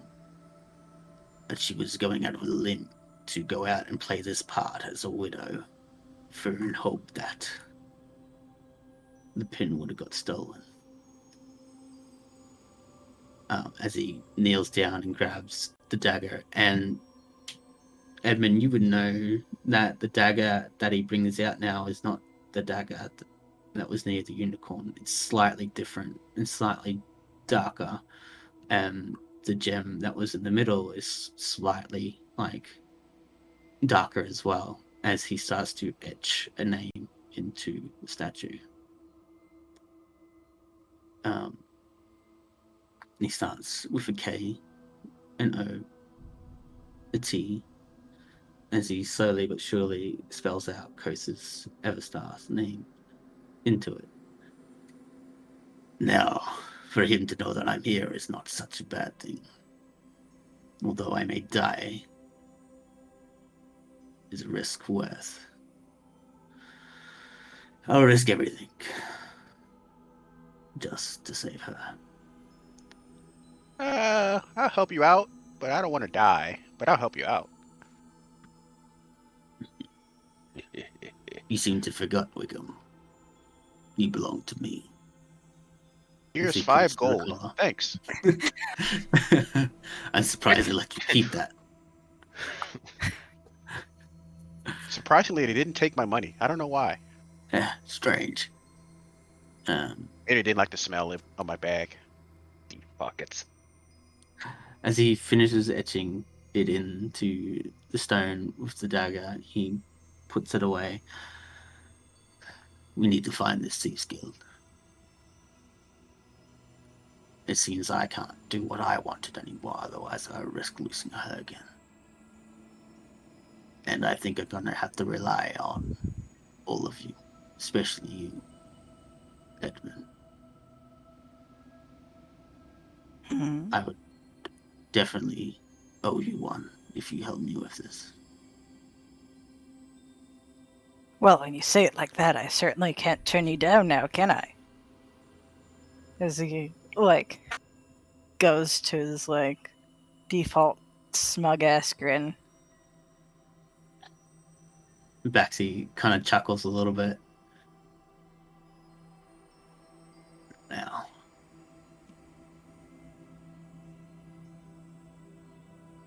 I feel heavy, feel worried, but I'm ready to do as you guys wish to do. Give me a moment, I'll get, a better bearing on what's currently going on. As, Edmund, tries looking through his familiar's eyes. Looking. Edmund, as you peering through, can you tell me if there is a creature in there? There was a very, as he gulps, lovely, and he looks to Gruel apologetically, orc lady that we had in our service. Could you tell me if she's still alive? If she is, she could be of help. I'll tell you what I see. Appreciate it. So, looking through his eyes, you see the interior. You see. Let me actually pull you in. Oh?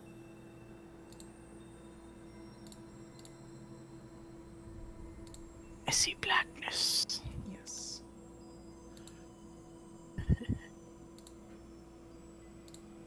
And where are you? We're gonna drag you in. Probably make more sense to drag in the imp.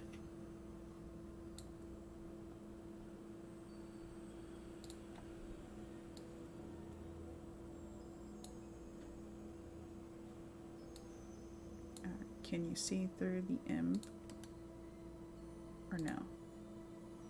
I just see blackness.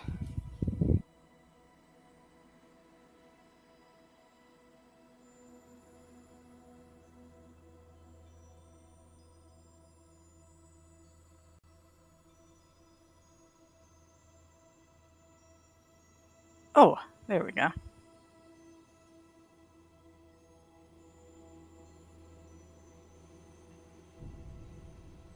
Alright, I see. You can see looking through the imp's eyes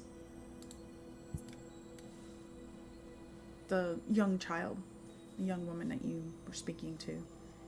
She's doing needlepoint, looking over at Demetria. You see that she's, again, very stoic, staring at this cup of tea that's in her hands. You see her kind of looking over at the fireplace. She stands up and walks over towards it, again with still holding that cup, and she tosses the liquid in there and you can hear the fizzing. The girl stands up. Mother, you really should take your medicine. Father says it's good for your health. You see Demetria kind of just... Child,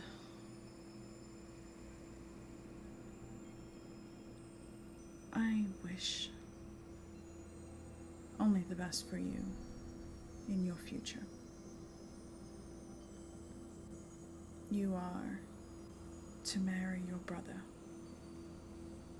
next year, and I can only wish that he treats you the way your father has treated me. And she kind of looks up. Mother and father treats you well. Not this one. Your actual father. And as she goes to speak, you hear the door open. And you see Kothar walk in.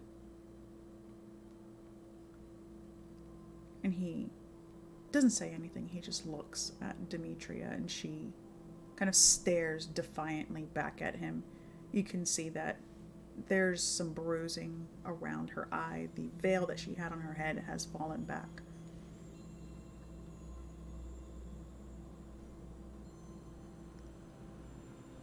I told you not to speak that thing's name in this house. He's dead. Demetria just kind of chuckles. You only see what you wish to see, Kothar. You and I both know Leo is not gone. You and I both know that he will come back for me. And he smirks. I'm counting on it. Now, come. We're having dinner tonight with guests. You need to look your best.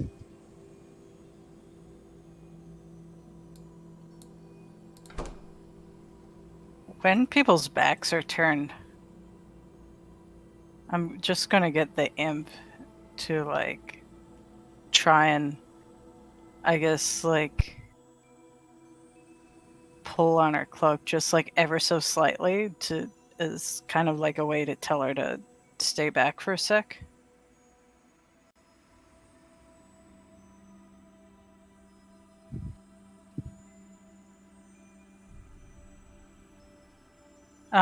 Does this girl go, or is she just, like, watching?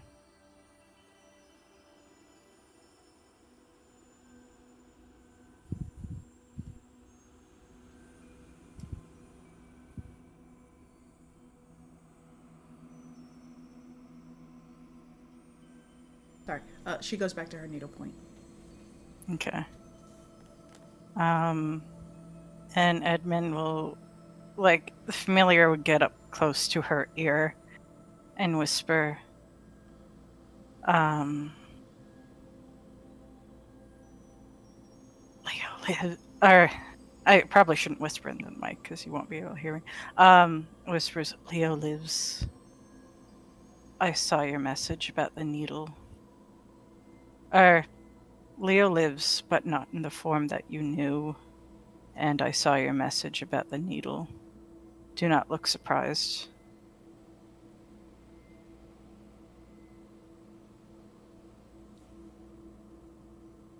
And she doesn't react. You see her set the cup down. Looks over to Catherine. Darling,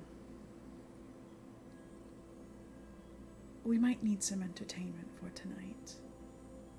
Would you mind finding that very peculiar bard?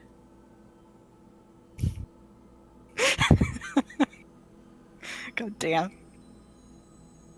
That can mean many things. And she, Catherine, just, yes, mother. As you wish.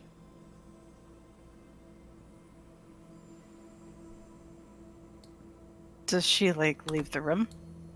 Okay, yeah. Bolts it out.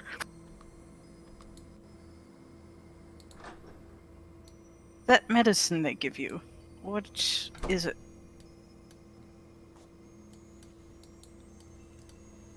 And she continues staring at the fire now. I don't know.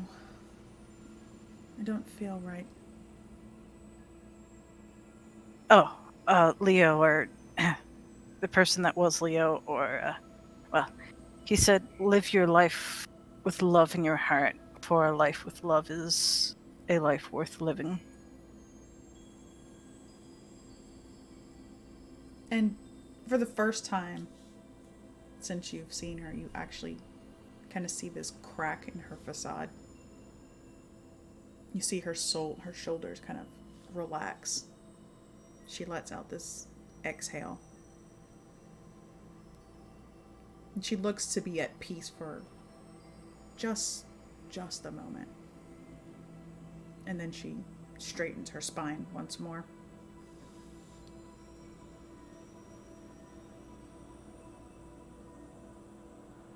Bring him tonight.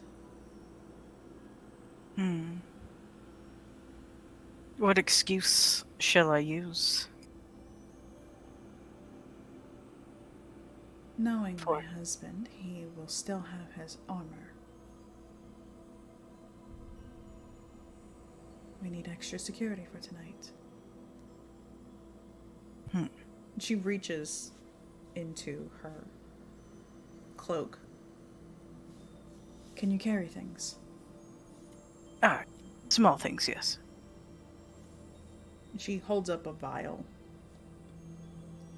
Give this to him. It is A gift from me. alright. And the pin.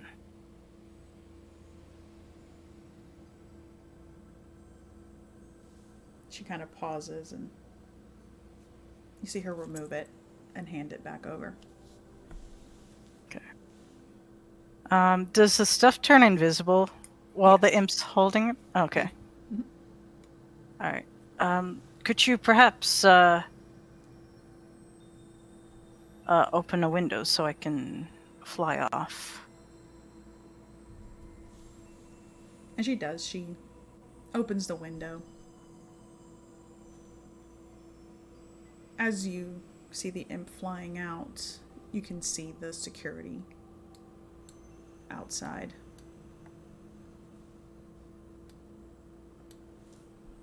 Another imp! God damn it! Yeah, the imp's just gonna try, like, sneaking off. And head over to whatever direction is the correct direction. To where Edmund is. Yeah. And, Edmund snaps back. He's like, Bexy, you might want to wait here for a couple more moments. And it seems we've been invited out to dinner as well. Would you care to be my bodyguard? Since I'm clearly such an amazing bard, as he runs his fingers through his hair. I can't believe you're really going on a date with my wife. She asked me. That's right. Right, strange. Not sure what to do with it. But no, it seems you have your brother will also be there. So Watching? That's real weird. But you can't. You're not going to judge. Not Brother's gonna kind of judge. weird, Baxi. Weird. My brother We is. We killing him, by the way. 100%. Oh, Okay, cool. that was my next question. Okay.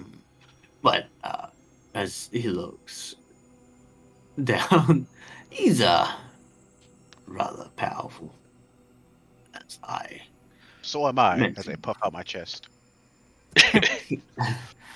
He is the reincarnation of Asmala, or prophesies. There is ways to defeat him without actually battling him, but that takes time.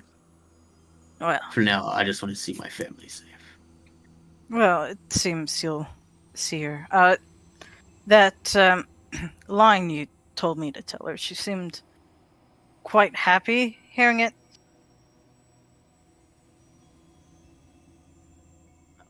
It's my heart. Oh, and I just went ahead and told her that you live, but in a different form. Thanks, I guess. No, Uh, but truly, Edmund, Hmm? I do appreciate you for doing all this. Doesn't take back all that I've said behind your back, but I'll just say a little less from now on. The baby steps. I appreciate it, Bexy. I have my own baggage, hence why I act the way I act, because it's easier in some ways. I prefer this side of you than a facade. Well, once we're back in the pub, you'll get your facade back, whether you like it or not. And yes, I'll become the dick paladin inquisitor that everyone loves. Ah, suits you perfectly. Who would have thought the safest place that we could be in penance is a graveyard? Yes. So I got the pin, and she also gave me a gift to give to you. Gift. A vial?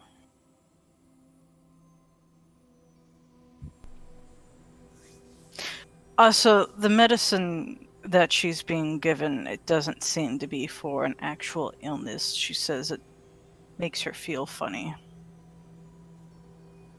Yes. I had assumed that was the case. Oh, Baxi, there is another option. You can just kind of take your wife and leave. Yeah.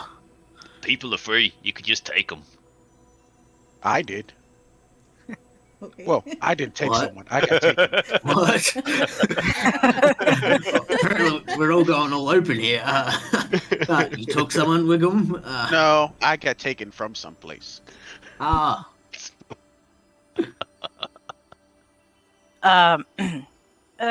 You guys may do as you wish, but I have some business to attend to here, unfortunately. Good luck finding the raven. Or the crow. With the bread. I think that's what it said. It's not.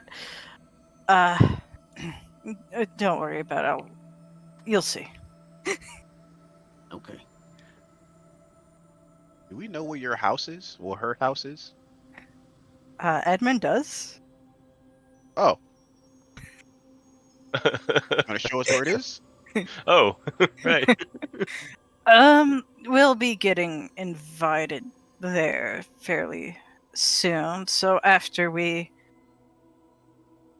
retrieve our items, we should probably head back to the tavern. We'll meet you there then, I guess. We should. My. The magic I use to get things, should be close soon. We are aware of your familiar. It did try to steal a dagger. It's unusual that the dagger didn't turn invisible with it, though. It's broad to be. Oh, by the way, why does that dagger look very ominous and menacing? Because it's ominous and menacing. Exactly. That checks out. Many paladins, when they get the position, they give them this dagger. It stores souls in it, essentially.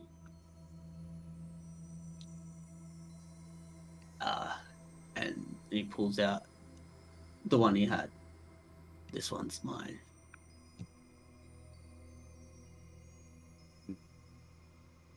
Baxi, don't take this the wrong way or anything.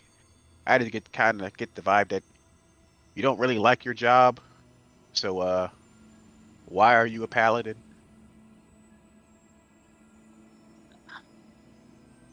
I'm not.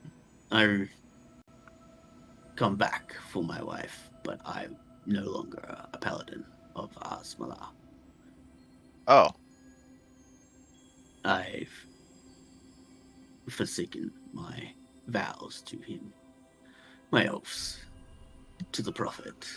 I'm merely putting up this act, and it seems to have fooled you, which is great. Just so I don't get caught and put on trial in the front of the church and judged by the prophet himself. okay. Or your brother. Oh, Okay. oh, my brother. So, Wiggum points to Baxi. Maybe paladin. He points to Edmund. Bard. Thief. Guy. Oh, I'm many things to many people, depending on what you're looking for. Sends a All right. wink to Wiggum. That's a bard. All right, bard. He points to Gruel. Punchy sword guy? I prefer an axe, but yeah. Axeman. Nice. I'm He a points simple to folk. Oz. Robit. He points to the small child. Child. That about sums us up, yeah. Yeah, that's All a right. good categorization of us, Wiggum. And you are. I am a Healy guy. I Oh, heal your wounds.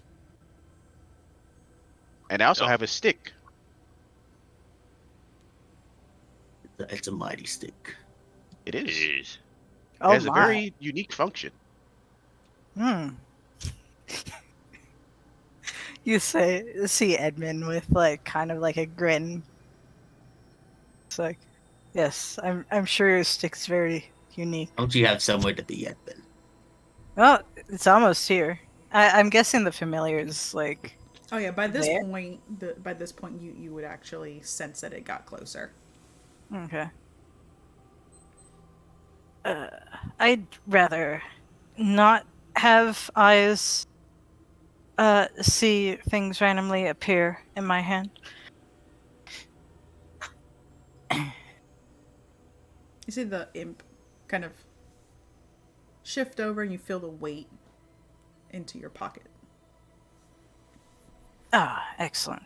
And he takes out the vial and says, Baxi. And like hands him the vial. Oh, don't you mean tosses it carelessly into the air? Don't my dexterity's crap. No, no, he won't. He thinks about it. He he stops himself from throwing it and then just passes it. It's your magic thingy here still. It's around. Wherever you are, magic thingy. I appreciate all you've done. Thank you. I'm not. Do I recognize what this vial could be? Roll me Arcana. I walk up to Baxi, seeing he might need assistance, and I give him guidance. Oh, I appreciate Damn. your guidance. Get 1d4. Gives guidance we never need it. So, looking at this, Wiggum, you approach Baxi and kind of just give him that little bit of extra assistance. Baxi, you look over this vial. It's very nondescript. The color, clear. The odor, non-existent. For all intent and purposes, it seems to be water in a vial. But you know that you've given this to your orc so that she can walk around freely in the open without being viewed as a creature. Her drinking this, she takes on the form of a human for several hours. It does wear off roughly around 6-ish hours, but this was something that you would often give her as essentially a job well done.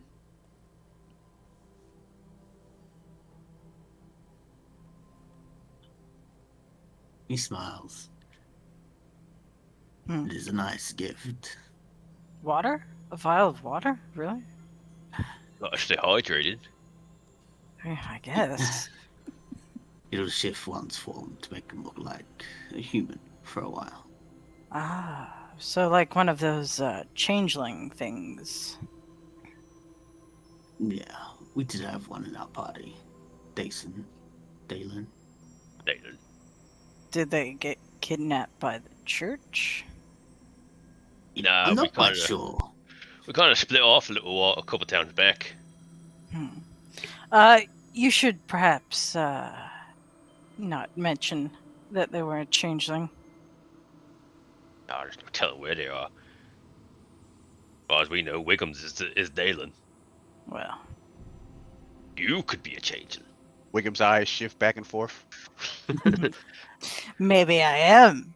As he like does kind of like a joking like suspicion look. It's like,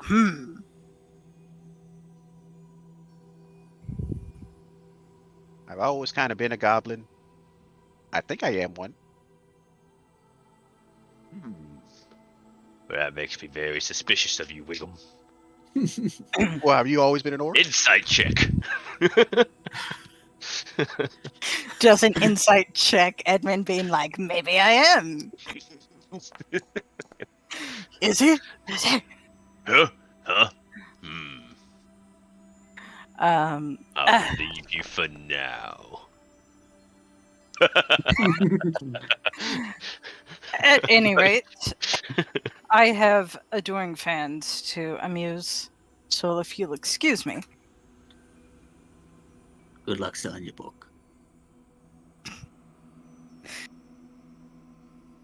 Thank you. I don't need the luck, but thank you.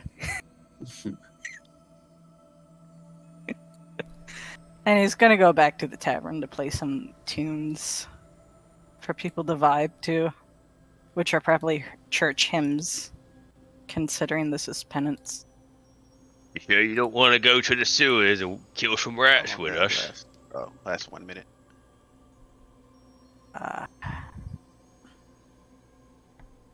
Not tonight. I'd like to not smell like shit before bed. Oh, come on, you'll be real fun. Wiggum, Maybe would you could do you some Pied Piper stuff. perhaps like to give me some good luck for my performance tonight? You said Well, you the, didn't need the luck. good luck I give out kind of only lasts for a little while. So I'd hang out and go with you, give it to you, and then leave. Well, is everyone going to the tavern? We do Oh, have we're a all dinner. going, yeah. Yeah, we do have dinner. Get ready for. I assume the invitation wasn't just for me. Not sure. What exactly did she say? She just take me there, or did she say? We she hasn't come to find us yet, so Yeah. waiting She on their specified. daughter. But yeah. So, the Edmund would, I guess, like, motion to Wiggum to give him, or would that be unusual to let like a goblin touch you? Like, would it be like, Creature. Yeah. all right, maybe not. I rub All my right. hands together, thinking about to give you a high five when you walk away. Oh, all right. Sit in the So, chair. as you all make your way back into the tavern, you, Edmund, take the stage. You begin to play your music. I need you to roll performance, please. 2 performance checks. Oh boy. Whew. Okay, not a 1. And at 20. Hey. All right. So you perform amazingly. The people seem very responsive to your music. They walk up, and instead of tossing coins at your feet as most other taverns would, you see that there's a small little collection tin and they place it inside. They go back to their seats, and you see one of them. He makes his way over towards you. Ah, skunk beard. You there. Oh, yes. You play very well. Oh, thank you. Why don't you play up on the 3rd floor, away from the common rabble? Oh, it would be my pleasure. As he like does like a bow, and he's like, "Thank you, patrons. It seems I have a fan. I will be back later at some point." And he's gonna like also collect his coins before he goes up. Just like, bloop.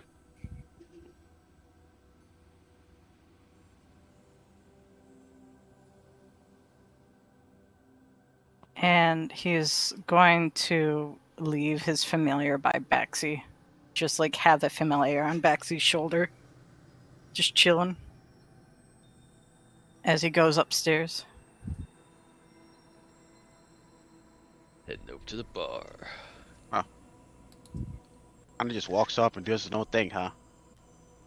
So, Edmund, you've collected around 15 gold at this point. Sweet. Pay for the room. You head upstairs to the 3rd floor.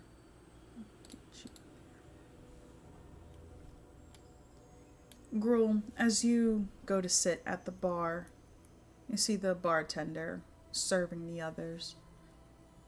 He stops and speaks to this young girl.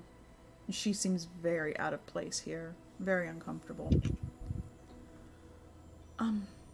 Excuse me. Would you happen to know where the bard? I'm sorry, I don't know where the. Was there a bard here? Oh, Just yeah. left. They was just playing up there. Name's Edmund. Think they're gonna get some. Looking like they're gonna get put on a special show upstairs or something. I reckon. Oh, I need to speak with him. I need to invite him to a dinner tonight. Oh. Well. Lucky you, I happen to be friends with Edmund. Really? Would you mind telling him to go to the Everstar Manor this evening around 7? Right. Just him? Or is he allowed to bring company? He's there to play. If he has any other members of his troupe, then I suppose he can bring them as well. Excellent. Cause we got a nice little group that'll be able to put on a show. And you see she just kind of smiles. Thank you so much. Do you have the invitation in paper or whatnot? Something to keep us let us in the door. No, just let them know that my mother Demetria called for them. Right. Well, we will be there. She nods. Thank you so much. No problem. You be careful. You don't look quite like someone who belongs in a bar or a tavern. A little bit too well off. Keep your coin purse close. Thank you for the advice. And she gets up and walks out. Girl, with your... I'm not even going to have you roll perception just because we know how it's going to go. Okay. As she gets up and leaves, you see that her cloak kind of opens a bit, and you see that she has a short sword at her side. Not so. Fucking speeds off. Not so defenseless, I reckon. Yeah.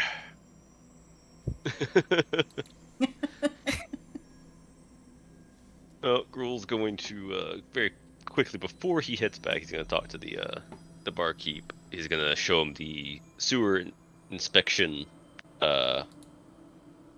notice from the board, and so you know where I could find this Dimbe Darble. I'm sorry, who?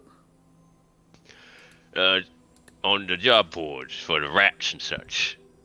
The name on it's Dimbe Darble. Oh, Dimby. Yes. I don't think he's here now. You can probably find him, perhaps, skulking around one of the sewer entrances.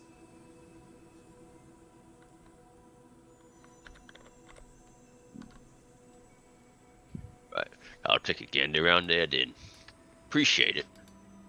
And he'll step away from the bar.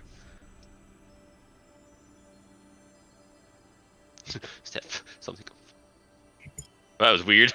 I got close to the fire. I was like, oh no, the building's on fire.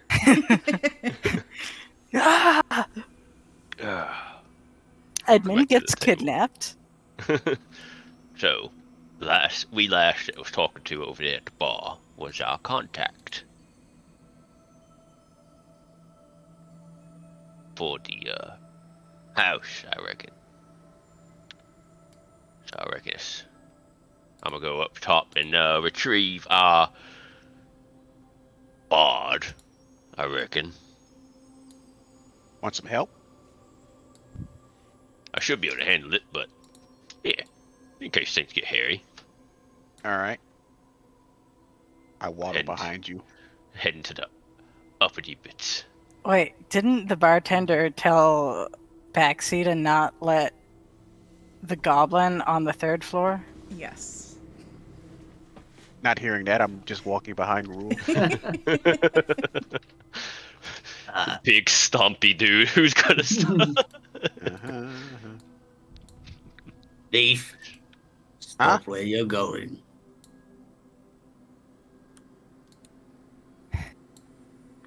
Oh boy.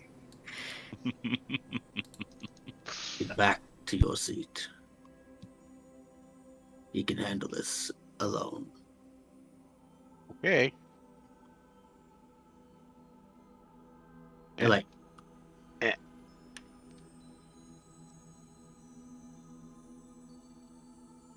Ew. It's heading up top to retrieve the bard. When I get up to the third floor, do I get any vibes that I'm being like watched or whatever? The same vibes as always. Okay.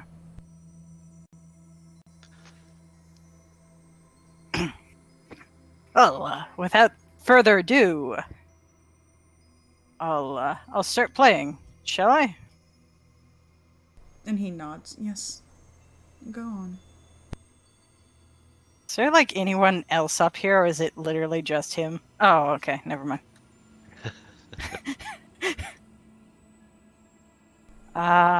Okay. Yeah, he starts playing. Do I As recognize any of these people? No. Again, Okay. Penance is a very, very large city. It's the capital. So chances of you actually recognizing anybody, very, very slim. Alright, I just gotta be sure. You do notice that though that the people here are much more finely dressed.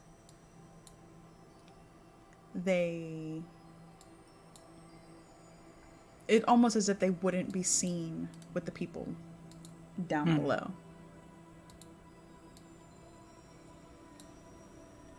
The man who brought you up here more or less seems as if, not as if he's a patron of this place, but rather a scout for talent. Alright. Boost Edmund's ego more, why don't you? Yeah, so Edmund starts playing. Do I need to make a roll? Yes, please. Roll 2 performance checks, please. Oh boy. I feel like this is a moment where I get a 1. Oh, god damn it! As Gruul steps in as the performance starts.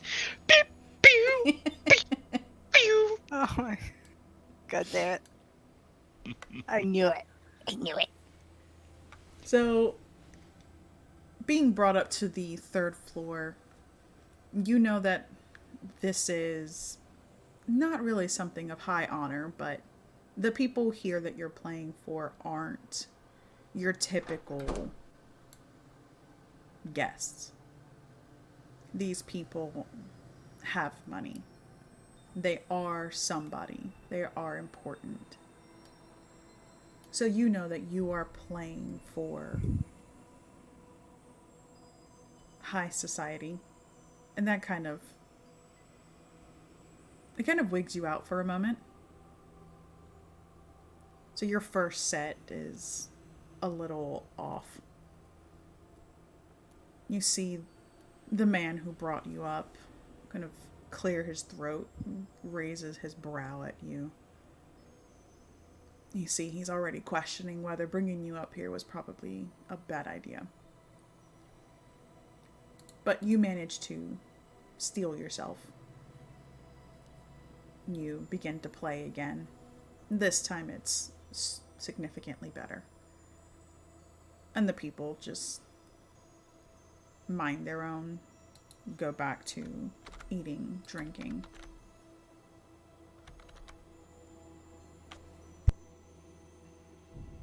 And at this point, Gruel, you would have walked up just as Edmund was playing.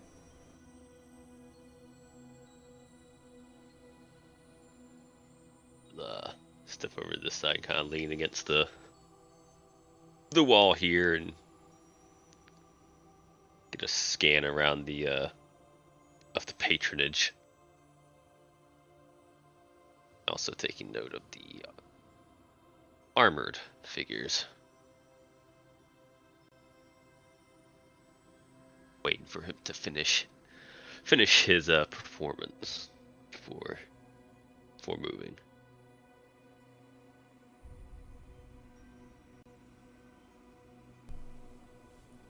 No, it doesn't take long, a couple minutes before Edmund finally finishes his second set. The people, they don't even get up from their seats. They place a couple gold coins on their tables, as if expecting Edmund to come and collect it himself. Yeah. And I'm just like, thank you. Thank you. I'm just like, go around collecting the monies.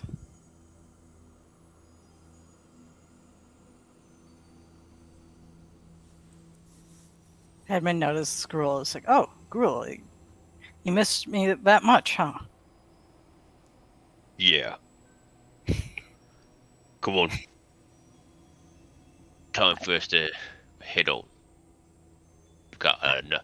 You got another performance. See, I mustn't keep the people waiting. And Edmund does like a bow or whatever to the audience and then heads off downstairs.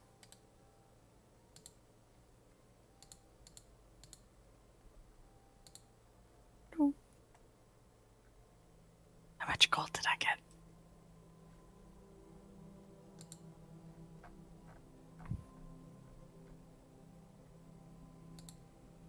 Let's see, that you got...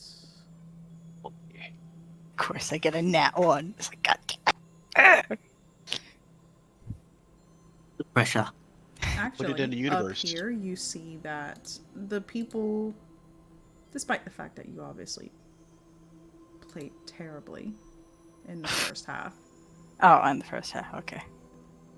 they actually seem a little, again, pitying you. Ow. You end up Up. with... Up-and-coming musicians will take pity money. That's just a fact. You actually end up with 100 gold and a golden yellow topaz gem. Oh, okay. Nice.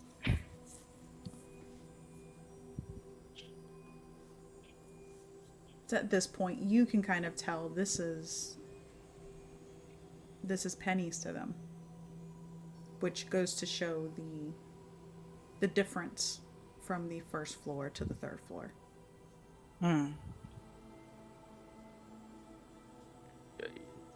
It is stuffy up there. They are Would imagine. quite generous, though. As Edmund's like counting the coins, like, oh.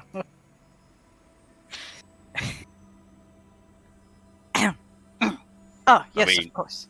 Another It'd be performance. easy to count the nose hairs with how stuck up their noses are. I believe, moving on. I can't comment on customers. You said there's another performance. Yeah. A young lady, who's I suppose is our contact for the house, came by. that our troop was invited. I reckon we make our way that way. Ah, yes. Are you sure they'll allow the goblin? You can carry the instruments. I can get in another way once we get close enough. Creatures are allowed, Hmm. as long as you act like one.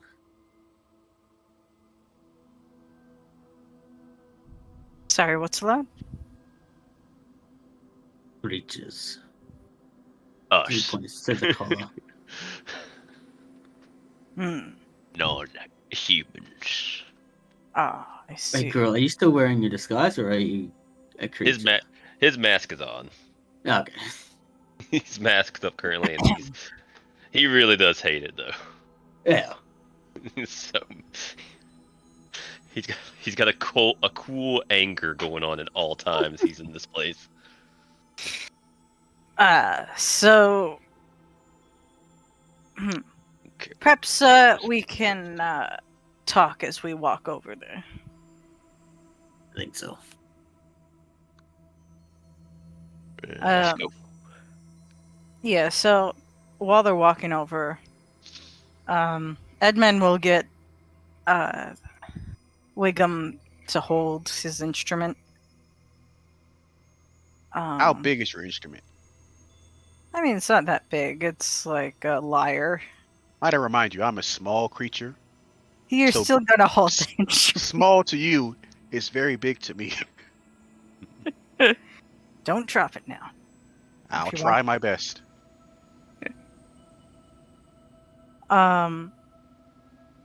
So what I have my slave to carry my instrument. What role will you guys play?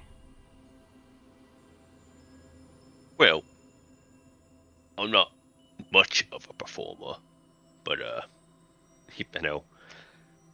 pull a drum around. Used to play the drums. Do we really think this is a good idea?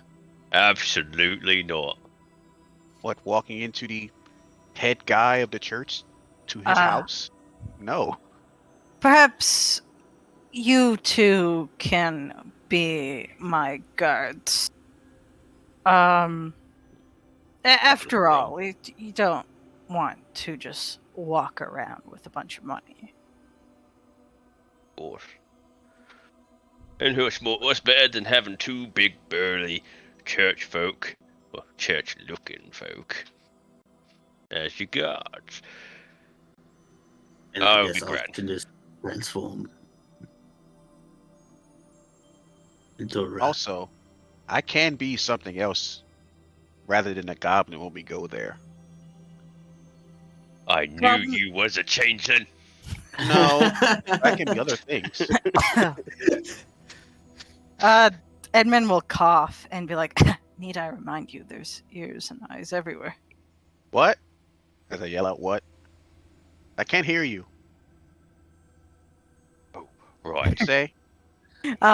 Edmund puts finger over his mouth, like, Oh, right. Gruel, what did he say?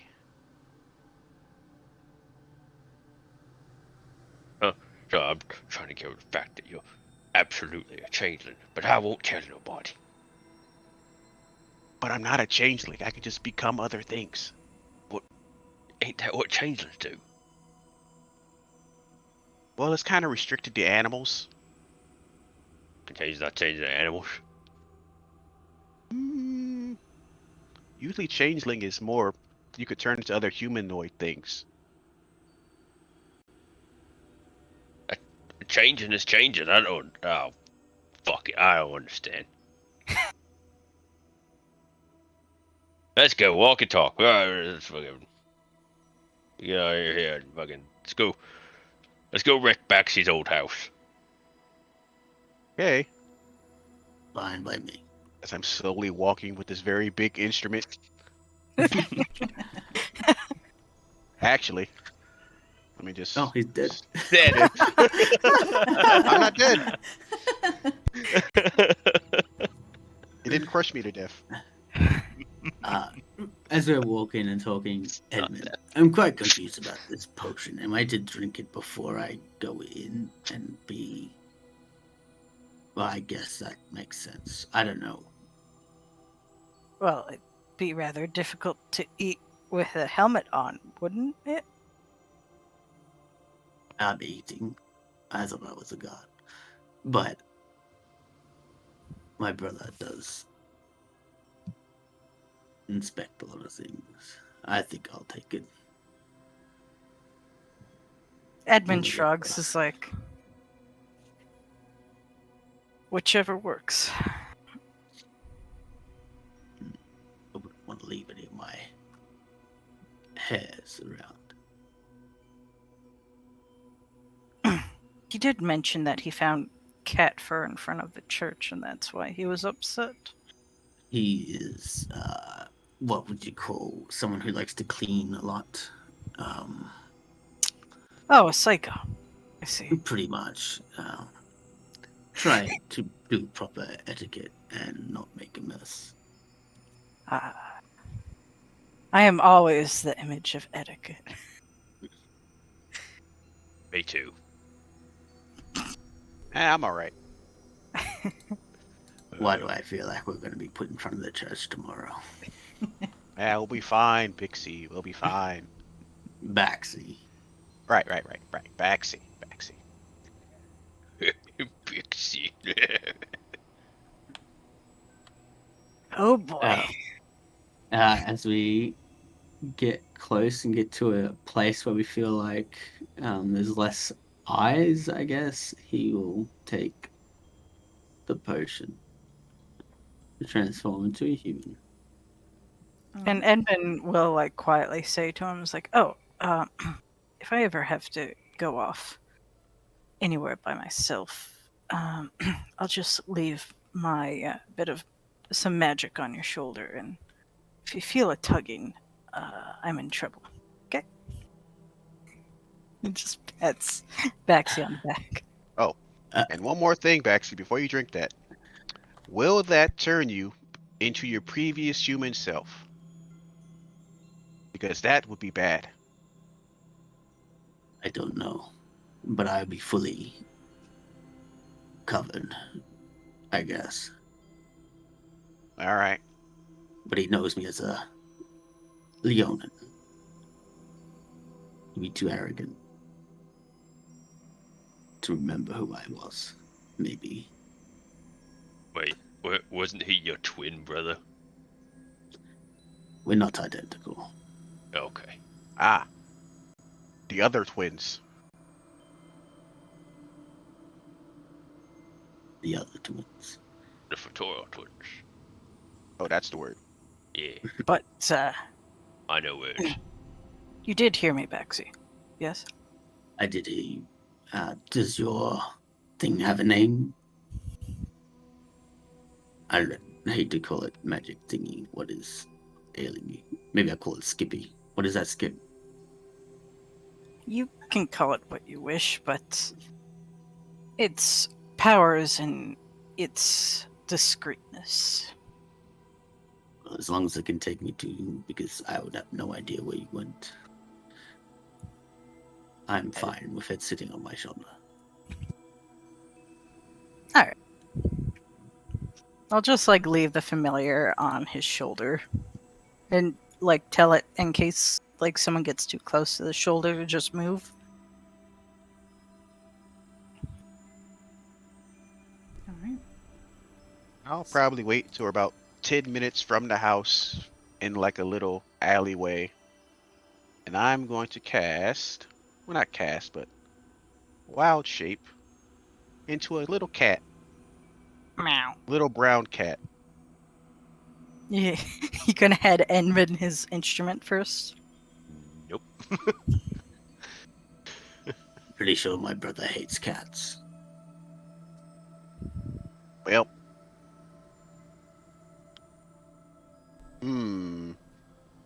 as you say this while I'm wild shaped, Meow. I end it and I cast it again, and now I'm a dog. He hates Well. dogs even more. Yeah. That's it. It's fine. I guess you won't be able to come inside as a dog, though. Honestly, I think a dog is more acceptable than a goblin. So I think I just cut my losses. Edmund's like, the instrument.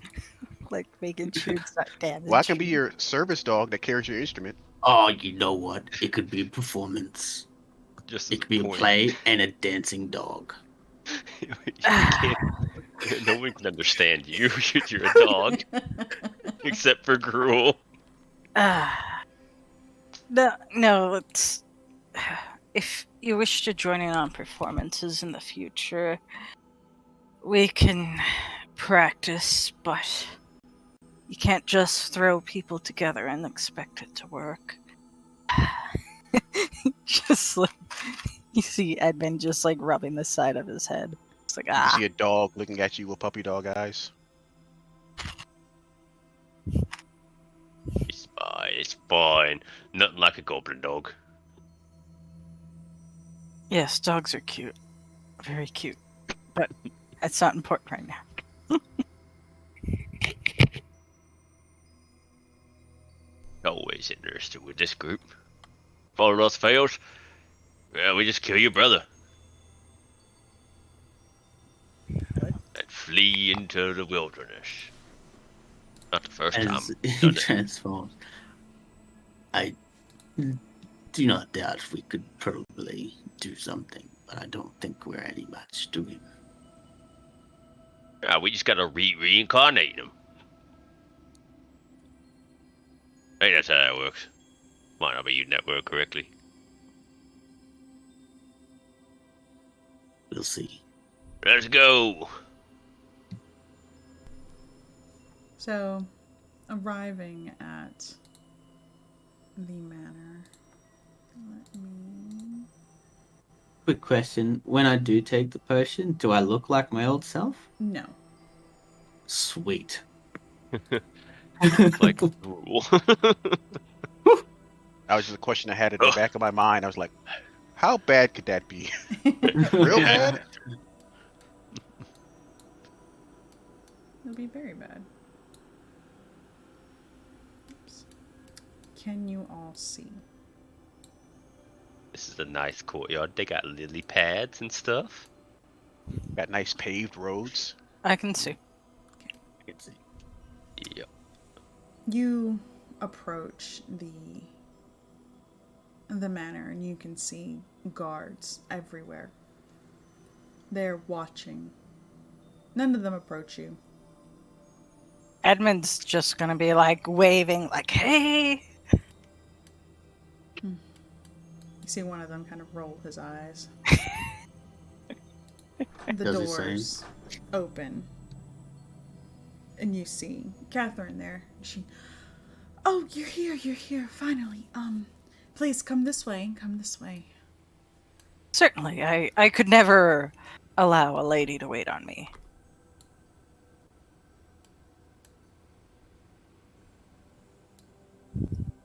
Gruel put his hand on Paxy's shoulder. This way, Oh. please. Oh, Very assuredly. oops. I didn't see where she went.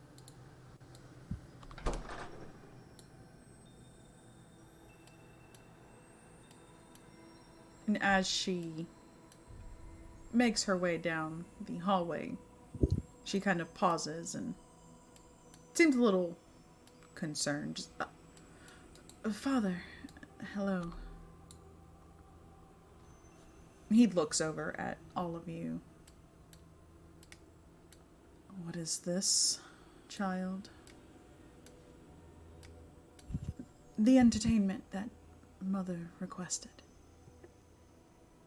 Ah, yes, I'm Edmund. How do you do? I'm a bird. And he holds his hand up as soon as you begin to speak.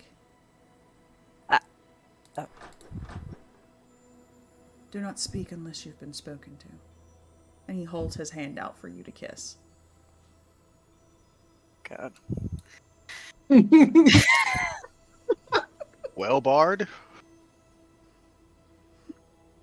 Edmund will kiss his hand, but as he's doing that, he's gonna like take a glance over him to see what weapons he has or any sort of important trinkets on him that could cause problems. You can see that from the hilt, it looks like one of the daggers that Baxi is carrying that you are familiar with. All of the paladins and inquisitors would have one. He has a longsword at his side. Aside from that, he's not wearing armor. He's dressed very finely. So easier to stab. And he steps aside and looks at Catherine. Go on, child. She nods, runs past him, and just kind of, hurry, quickly. Yes, of course.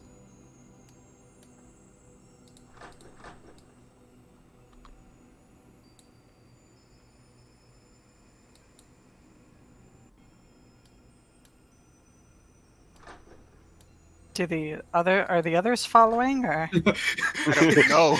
Slowly. I don't know if they're following. Like, what are they doing? I kind of do the Tom and Jerry sneak walk. Like, But very slowly. All right, I'm I'm good. Rule's mostly just watching what Baxi's doing, so I'm not just like now. Well, once I notice that they're far enough away from it being audible, Edmund's going to tell the imp to whisper into Baxi's ear that he has one of those daggers. Those soul daggers. Like, yes, soul dagger. He nods. In acknowledgement.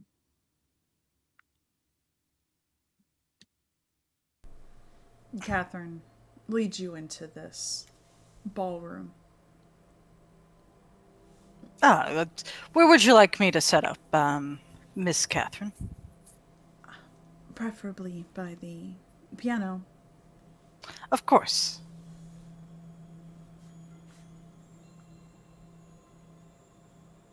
She looks at the rest of you. Is there anything else I can get for any of you? Perhaps some water. You know, the throat gets tired and thirsty during performances. And she nods. Yes, of course, water. And she looks over at the dog. Would you like something for your little friend? You see, she's Sits next kind of to like Baxi. her eyes are like wide. You can tell that there are no animals in this house, like not even birds. And so just the thought of seeing a dog close enough to her, she's a child. You know, she's very excited. I guess the dog would like water. You can play with him if you'd like. He's Sits on his friendly. butt and does the like slight head nod tilt. Like, are you gonna give me something? You see, like, she wants to, but she kind of pauses and I can't. Father will be upset if I get hair on my gown. I'll be back with your water and some food for the dog. The dog's head slumps down as if it knows what she just said and just walks over here beside Baxi and lays down. Very like chalky, dry mouth. Backseat. Was it Catherine? Yes, sir, it's Catherine Everstar.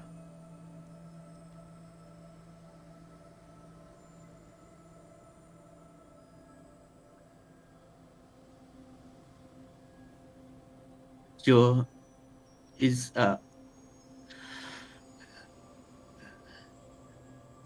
your mum's coming here? Yeah. Yes, it's my mother's birthday. Celebrating her this evening. Of course. Of course, it's the lady's birthday. Are your other siblings joining us as well? Yes, Diedrich and Felix should be here shortly. They were training. They're going to be inquisitors one day. And you see she's trying to kind of make that happy face, but her tone is obviously dropping.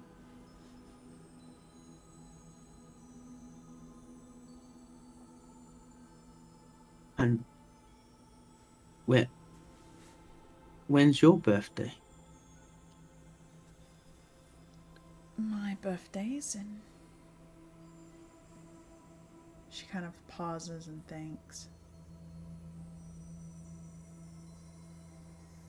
3 months.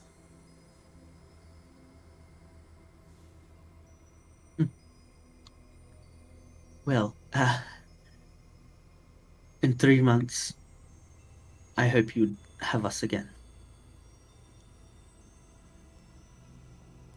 Well, I would hope so. Any any special things coming up for you? You say your brothers are becoming inquisitors. Any special events upcoming for you? Perhaps I can perform for those. Nothing but my birthday. I am to be married next year. And as she says that, you see her expression kind of soften a bit. She looks very kind of depressed about that. Oh, well, who's the lucky man? My brother.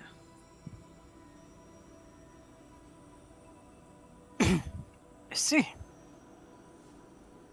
We are to keep the Everstar line pure.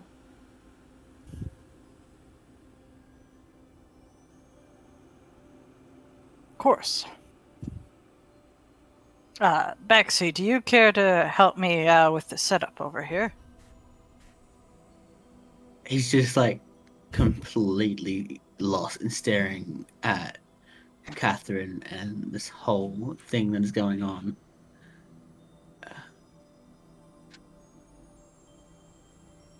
I don't know if a dog can mouth what the fuck did she just say, but that's what that's what that's what I do. Like, what?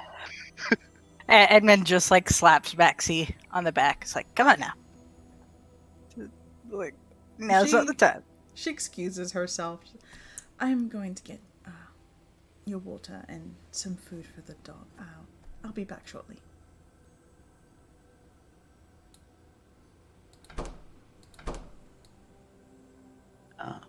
Whispers in to Edmund. This was a bad idea. I agree. But Here's a terrible idea. I did as the lady asked. Why does she want me here? Well, we'll find out, but I thought you should know that your daughter is marrying her brother. That's why I mentioned it. The dog barks and Gruel hears. Are we still taking her out of here, or killing his brother, or what are we doing? Well, we'll find out. Gotta right. get in contact with the Ma first. Now, perhaps someone should stay by the door in the event of things not being great. He is right over here, just fucking ready to fucking destroy. Gruel's ready to do what Gruel does. At all times. You see a Great Pyrenees on the other side of the doors, just kind of being a dog, not really Bork, threatening bork. at all. Just a dog. Doug go bork. We need Bark, to bork, be sniff, smart. snaff. We're not in a good position.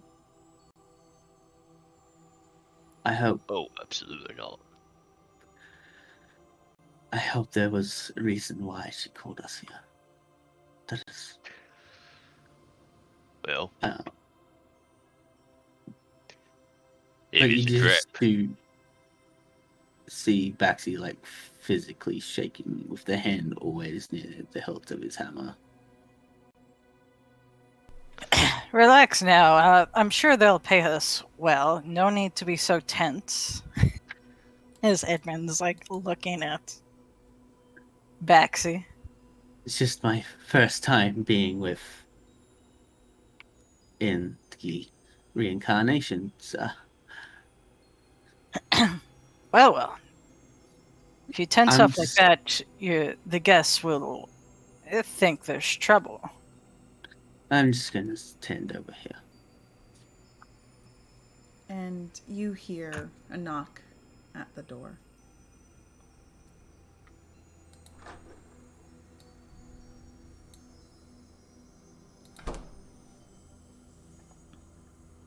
Greetings, lady.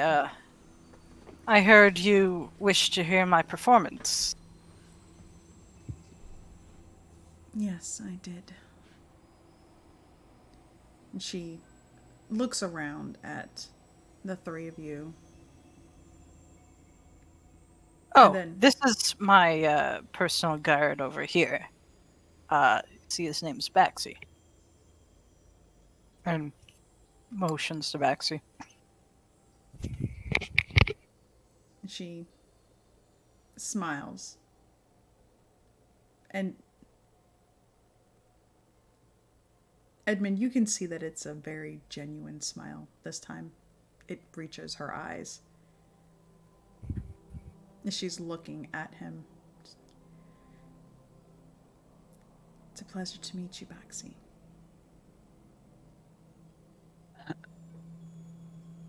It is wonderful to see you, my lady.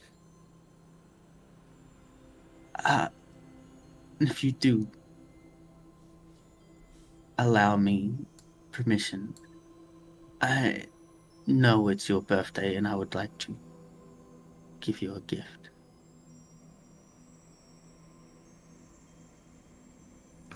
Edmund will be like, yes, I'll just go grab some water. I'll be right back. Like glares at Gruel and the dog. And you feel the imp come off your shoulder, Baxi.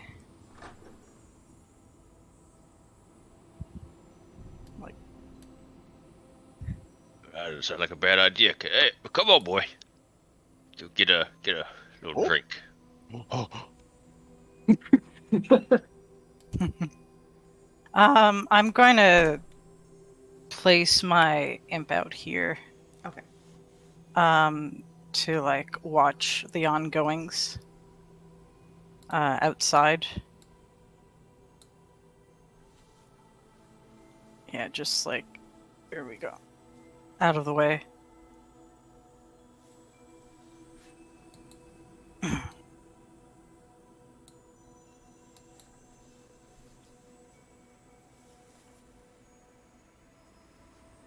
And we'll probably just give Baxi and her a couple moments before heading back in.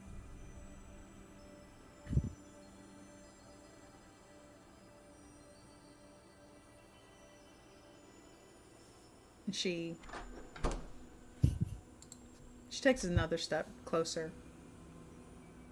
And you can see her hands, like, she's rubbing her hands together as if she wants to reach out for you. But she manages to keep herself together.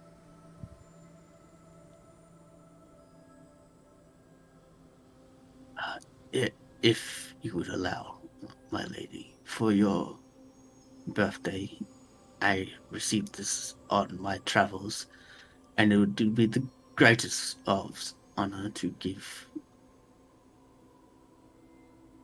one such as yourself and your beauty and your like size, patience. He picks out the brooch that was on wrapped around their son's bags and hands it to her with a smile. And just want you to know that they're at peace.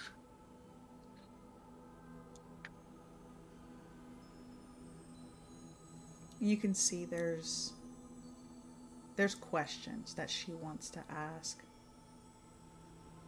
but she doesn't dare to ask them. And she takes the brooch, nods. Thank you. Enjoy the evening, my lady.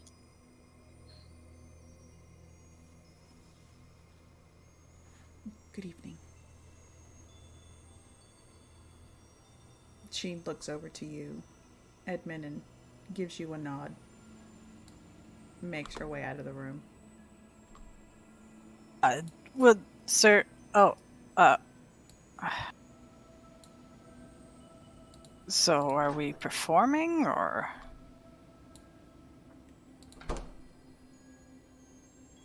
Girl kind of just no girl. Baxi just kind of stands there, staring at the spot. At this point, the door opens again. You see Catherine running in. She has a tray with a pitcher of water, a couple of glasses, and a bowl off to the side, and she sets it down and gets everybody a glass of water. The guests will be here shortly, so if you wouldn't mind. She kind of gestures as if to play. Oh, yes. Would you like me to start now? Yes, please. Okay. And Edmund kind of like, after he takes the water, like puts it down near him, and he starts, I guess, getting warmed up, playing some easier tunes. His trauma from earlier the evening of like failing in front of a bunch of high up people is is there. So he's like,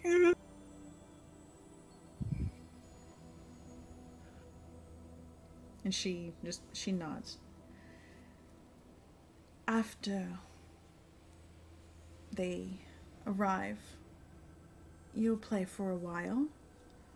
My father will make an announcement. Congratulate my mother. And then we will have a meal. You all will stay here to eat, after which you are free to leave. lady, you are too kind. She see kind of like takes a chance. She runs up to the dog, kind of gives it a little scritch, Oh. and then she runs away. Uh-oh. I think early in this moment is when Baxi like breaks from his deadpan and cannot help but smile. I did a back leg scratch behind the ear. Wig, perhaps you should be in a bit more of a discreet location if her father is to be here. Looks around. Here, behind the piano.